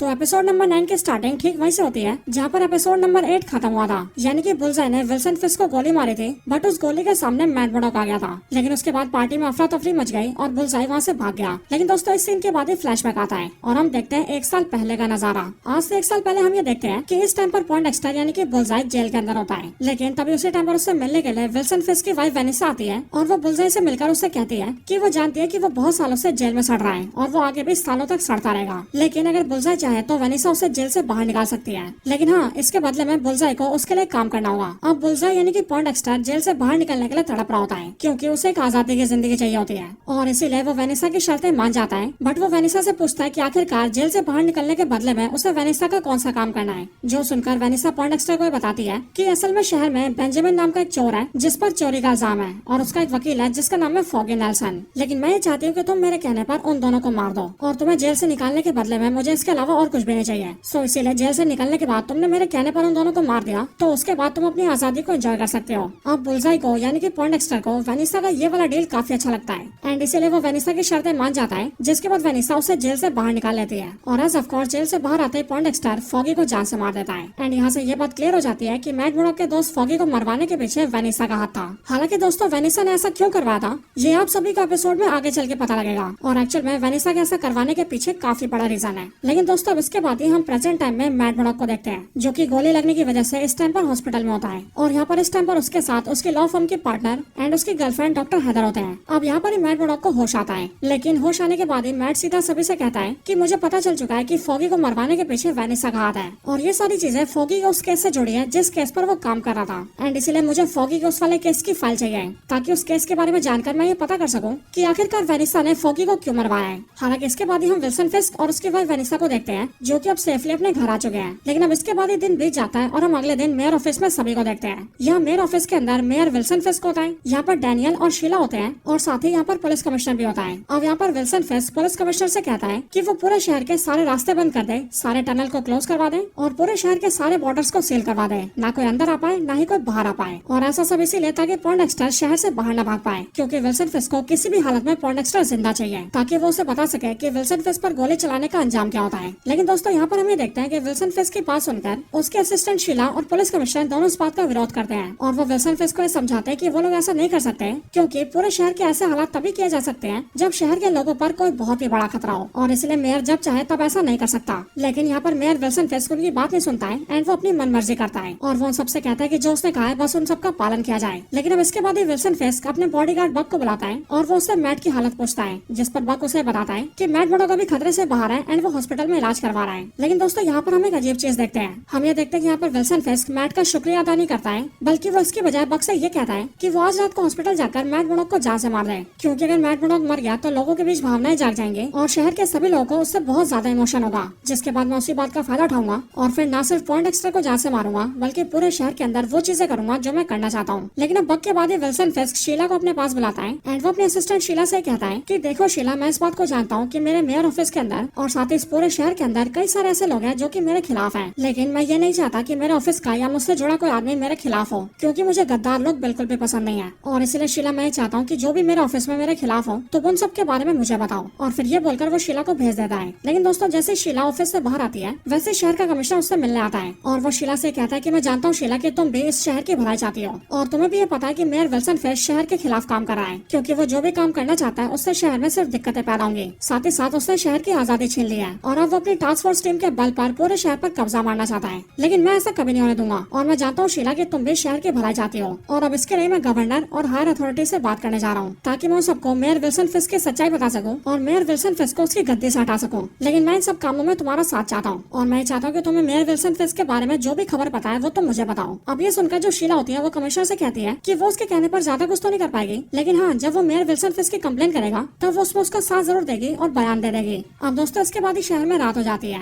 और अब क्योंकि विल्सन फिस्क ने अपने बॉडीगार्ड बक को ऑर्डर्स दिए थे कि वो हॉस्पिटल जाकर मैट मर्डोक को जान से मार दे, इसके लिए बक सीधा हॉस्पिटल आता है ताकि वो मैट को जान से मार सके। लेकिन दोस्तों अब क्योंकि मैट मर्डोक के सेंसेस काफी ज्यादा शार्प है, इसीलिए वो बक के हॉस्पिटल आते ही समझ जाता है कि उस पर कोई जानलेवा हमला करने वाला है एंड इसीलिए बक के उसके रूम तक पहुंचने से पहले मैट मर्डोक वहाँ से निकल जाता है और वो हॉस्पिटल से सीधा अपने घर चला जाता है। अब मैट मर्डोक के हॉस्पिटल से निकल जाने की वजह से बक उसे हॉस्पिटल में नहीं मार पाता है और इसलिए वो मेयर के जरिए टास्क फोर्स टीम को बताता है, जिसके बाद मैट मर्डोक को जान से मारने के लिए टास्क फोर्स टीम के कई सारे मेंबर्स इकट्ठा होते हैं और वो सीधा मैट को मारने उसके घर जाते हैं। बाकी तब तक मैट के घर में हम ये देखते हैं कि जैसे मैट मर्डोक अपने घर पहुंचता है वैसे वो ये देखता है कि वहाँ उसके घर के अंदर पनिशर पहले से मौजूद है और इसलिए वो पनिशर से पूछता है कि आखिरकार वो यहाँ पर क्यों आया है, जिस पर पनिशर यानी कि फ्रैंक कासल मैट को बताता है कि एक्चुअली में उसे उसकी फ्रेंड कैरन का फोन आया था, जिससे उसे पता लगा कि मैट की यानी कि तुम्हारी जान खतरे में है एंड इसीलिए मैंने उसे वादा किया कि मैं तुम्हें बचाऊंगा और बचाकर सेफली यहाँ से निकाल कर ले जाऊंगा। लेकिन दोस्तों इसके बाद ही मैट ये नोटिस करता है कि उसके घर के पास टास्क फोर्स टीम के मेंबर्स पहुंच चुके हैं और इसीलिए वो जल्दी से अपनी डेयरडेविल की कॉस्ट्यूम पहनता है, जिसके बाद ही डेयरडेविल और पनिशर दोनों लड़ने के लिए तैयार हो जाते हैं। और फिर इसीलिए जैसे टास्क फोर्स टीम के मेंबर्स उसके अपार्टमेंट में घुसते हैं वैसे वो दोनों मिलकर सारे पुलिस वालों पर अटैक करते हैं और उस अटैक में जहाँ डेयरडेविल बारी बारी करके पुलिस वालों को बेहोश कर रहा था या फिर उन्हें ढेर कर रहा था, वहीं पर ही पनिशर सीधा उन सबको गोली से जान से मार रहा था। लेकिन अब इससे लड़ने के दौरान ही पनिशर यहाँ पे नोटिस करता है कि उन सब में से एक पुलिस वाले के पास बिल्कुल वैसी बुलेट्स होती है जैसी बुलेट से हेक्टर आयला को मारा गया था, यानी कि ऐसी बुलेट जिस पर पनिशर का लोगो बना है। और इसीलिए इस बुलेट को देखकर वो सीधा उसे मैट को देता है, जिसके बाद ही पनिशर और मैट मर्डोक उन दोनों को पता लग जाता है कि हेक्टर आयला को जान से मारने वाला पुलिस ऑफिसर उनके सामने खड़ा है और इसलिए इस बात से गुस्सा होकर मैट मर्डोक उसे बहुत जोर से घुसा मारता है। लेकिन इसके बाद पनिशर उसे गोली मारने वाला होता है, बट मैट उसे ऐसा करने से रोक देता है और उसे ये कहता है कि किसी को जान से मारना उसके उसूलों के खिलाफ है। लेकिन अब इसी बात पर पनिशर और डेयरडेविल दोनों के बीच बहस हो जाती है और बहस में पनिशर डेयरडेविल पर चिल्लाते हुए उससे कहता है कि आखिरकार वो ऐसा कैसे कर सकता है, यहाँ पर इस पुलिस वालों को जिंदा छोड़ना बेवकूफी है और इसलिए मैट को इसे जान से मार देना चाहिए। लेकिन मैट मर्डोक पनिशर से झगड़ा करता है एंड वो उससे कहता है कि उसे सिर्फ लोगों को जान से मारना आता है, जान से मारने के अलावा पनिशर को जानता ही नहीं है। लेकिन दोस्तों इन दोनों की बहस के बीच ही हम ये देखते हैं कि अचानक से पुलिस वाला यहाँ पर ग्रेनेड फेंक देता है और इसलिए ग्रेनेड की आवाज सुनकर पनिशर और डेयरडेविल जल्दी से बिल्डिंग से कूद जाते हैं और सीधा एक गाड़ी पर जंप करते हैं, जिससे जिससे उनकी जान बच जाती है। लेकिन इसके अगले सेकंड ही हमने देखते हैं कि डेयरडेविल का पूरा अपार्टमेंट ग्रेनेड की वजह से फट जाता है। हालांकि पनिशर और डेयरडेविल के नीचे आते ही वो दोनों सामने कैरन को देखते हैं, जो कि वहाँ पर उनसे मिलने आई थी और उन्हें लेने आई थी। और इसलिए कैरन उन दोनों को गाड़ी में बिठाती है और उनको वहाँ से ले जाती है, जिसके बाद वो तीनों सीधा पनिशर के अड्डे पर जाते हैं। एंड वहाँ कर कैरन पनिशर और डेयरडेविल दोनों की मरहम पट्टी करती है। अब दोस्तों यहाँ पर मैट मर्डॉक कैरन को फॉगी के बारे में सब कुछ बताता है, जिसके बाद कैरन को भी पता लग जाता है कि फॉगी के जान से मरने का रीजन वो केस था जिस पर फॉगी मरने से पहले काम कर रहा था। लेकिन इसके बाद मैट कैरन से कहता है कि उसे वो फाइल चाहिए जिस पर फॉगी काम कर रहा था, और इसलिए कैरन मैट को लेकर सीधा उस फाइल के पास जाती है, जिसके बाद मैट मर्डॉक फाइल को देखकर ये सारी बातें जान जाता है कि आखिरकार फॉगी के केस में था क्या। अब फॉगी के केस की फाइल को देखकर मैट और कैरन दोनों को पता लगता है कि असल में उनका दोस्त फॉगी एक छोटी सी चोरी का केस लड़ रहा था। लेकिन असल में उस पूरे चोरी के केस में ट्विस्ट ये था कि उसके क्लाइंट ने वो चोरी रेड हुक पोर्ट के अंदर की थी, और इसलिए अपने केस पर स्टडी करके फॉगी ने जान लिया था कि असल में रेड हुक पोर्ट और उसके आसपास का पूरा एरिया एक बहुत ही पुराने लॉ की वजह से न्यूयॉर्क सिटी और अमेरिका दोनों की गवर्नेंस से बाहर है। यानी कि पूरे रेड हुक पोर्ट के ऊपर न्यूयॉर्क सिटी तो क्या बल्कि अमेरिका का भी कोई कानून लागू नहीं होता। और अब क्योंकि उस पोर्ट के ऊपर यूएस का कोई कानून ही लागू नहीं होता, इसीलिए वहाँ पर किए गए किसी भी प्रकार के जुर्म को लेकर कोई भी कोर्ट किसी को भी कोई सजा नहीं दे सकती। और इसीलिए फॉगी का जो क्लाइंट था जिसने चोरी की थी, उसे भी कोर्ट की तरफ से उसकी चोरी के लिए कोई सजा नहीं मिल सकती। अब दोस्तों ये सारी बात जानने के बाद मैट मर्डॉक और कैरन दोनों को पता लगता है कि असल में न्यूयॉर्क सिटी का रेड हुक पोर्ट एक फ्री पोर्ट है, यानी कि इस पोर्ट पर कोई कानून लागू नहीं होता, और इसलिए कोई भी आदमी इस पोर्ट पर कुछ भी कर सकता है। फिर चाहे कोई क्राइम हो, कोई गलत काम हो, कोई स्मगलिंग हो, या फिर किसी चीज का गलत सप्लाई क्यों ना हो, इस पोर्ट से किए जाने वाले किसी भी काम के लिए कोई मनाही नहीं है। लेकिन मैट के मुंह से इस बात को सुनकर कैरन उससे कहती है कि अगर ये पोर्ट फ्री भी था तो फॉगी का इससे क्या लेना देना, आखिरकार फॉगी को मरवाया क्यों गया। बट ये सुनकर ही मैट कैरन को बताता है कि इसके पीछे बहुत बड़ी गेम छुपी है। असल में red hook port free port है, इस बारे में बहुत ही कम लोग जानते हैं, लेकिन विल्सन फिस्क और उसकी वाइफ वेनिसा दोनों ये जानते थे, और इसलिए बीते बहुत सालों से वेनिसा उस पोर्ट के जरिए बहुत सारे गलत काम कर रही है। वो उस पोर्ट के जरिए इलीगल बहुत सारा माल सप्लाई करती है, और साथ ही साथ उसी पोर्ट के जरिए वो हवाला भी करती है, यानी कि मनी लॉन्ड्रिंग, ब्लैक मनी को व्हाइट करना। और तो और विल्सन फिस्क मेयर बनने के बाद इस पोर्ट पर और ज्यादा कब्जा करना चाहता है, ताकि वो इस पोर्ट पर गैमलिंग, सट्टेबाजी और ऐसे सारे काम करवा सके। लेकिन अब क्योंकि फॉगी के एक छोटे से चोरी के केस की वजह से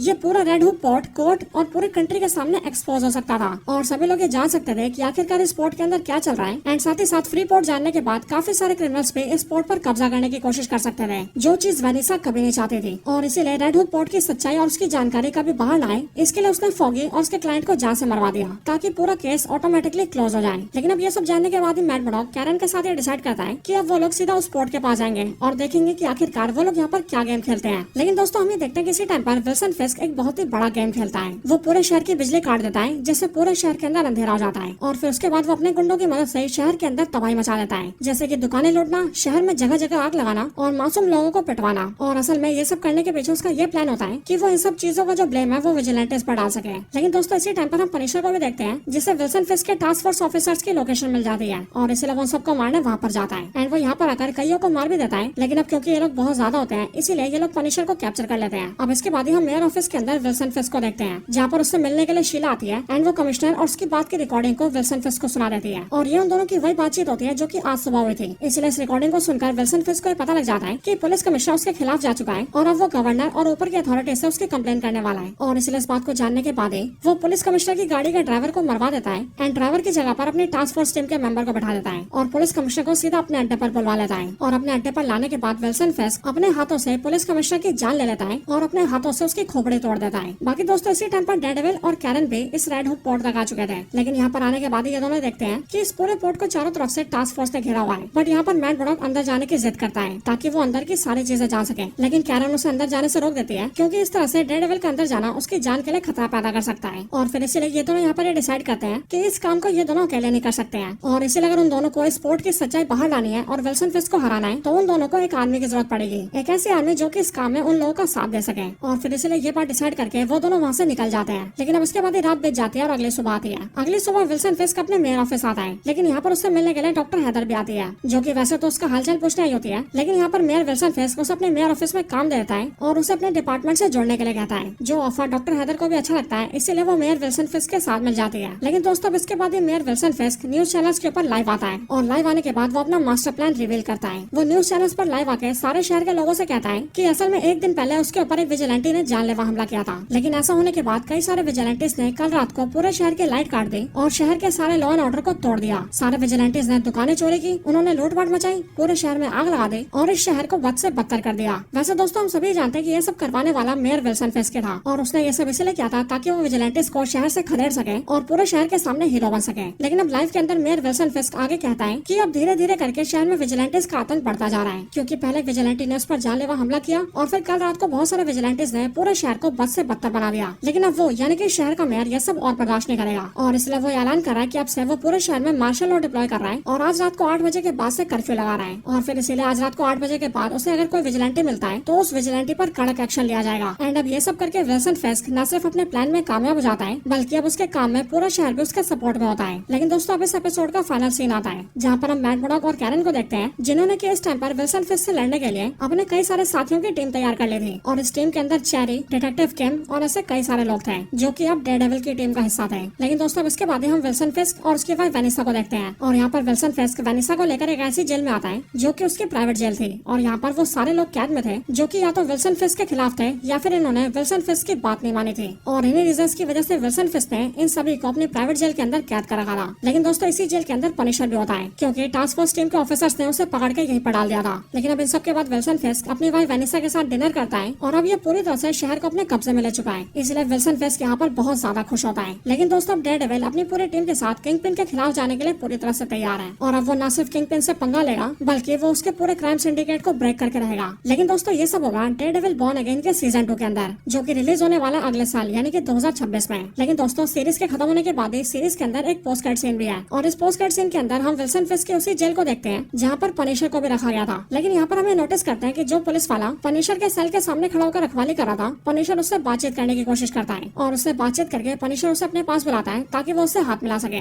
लेकिन वो पुलिस ऑफिसर जैसे पनिशर से हाथ मिलाता है वैसे पनिशर उसका हाथ तोड़ देता है और वैसे तो ये सीन यहीं पर ही एंड हो जाता है। लेकिन हमें हिंट मिल जाता है कि अब इसका हाथ तोड़ के पनिशर इसकी जेब से चाबियां निकालेगा और बड़े आराम से इस जेल से बाहर भाग जाएगा। लेकिन दोस्तों ये सारी कहानियां सीजन 2 की। अगर मैं सीजन 1 की बात करूं तो इसकी पूरी स्टोरी यहीं पर खत्म होती है।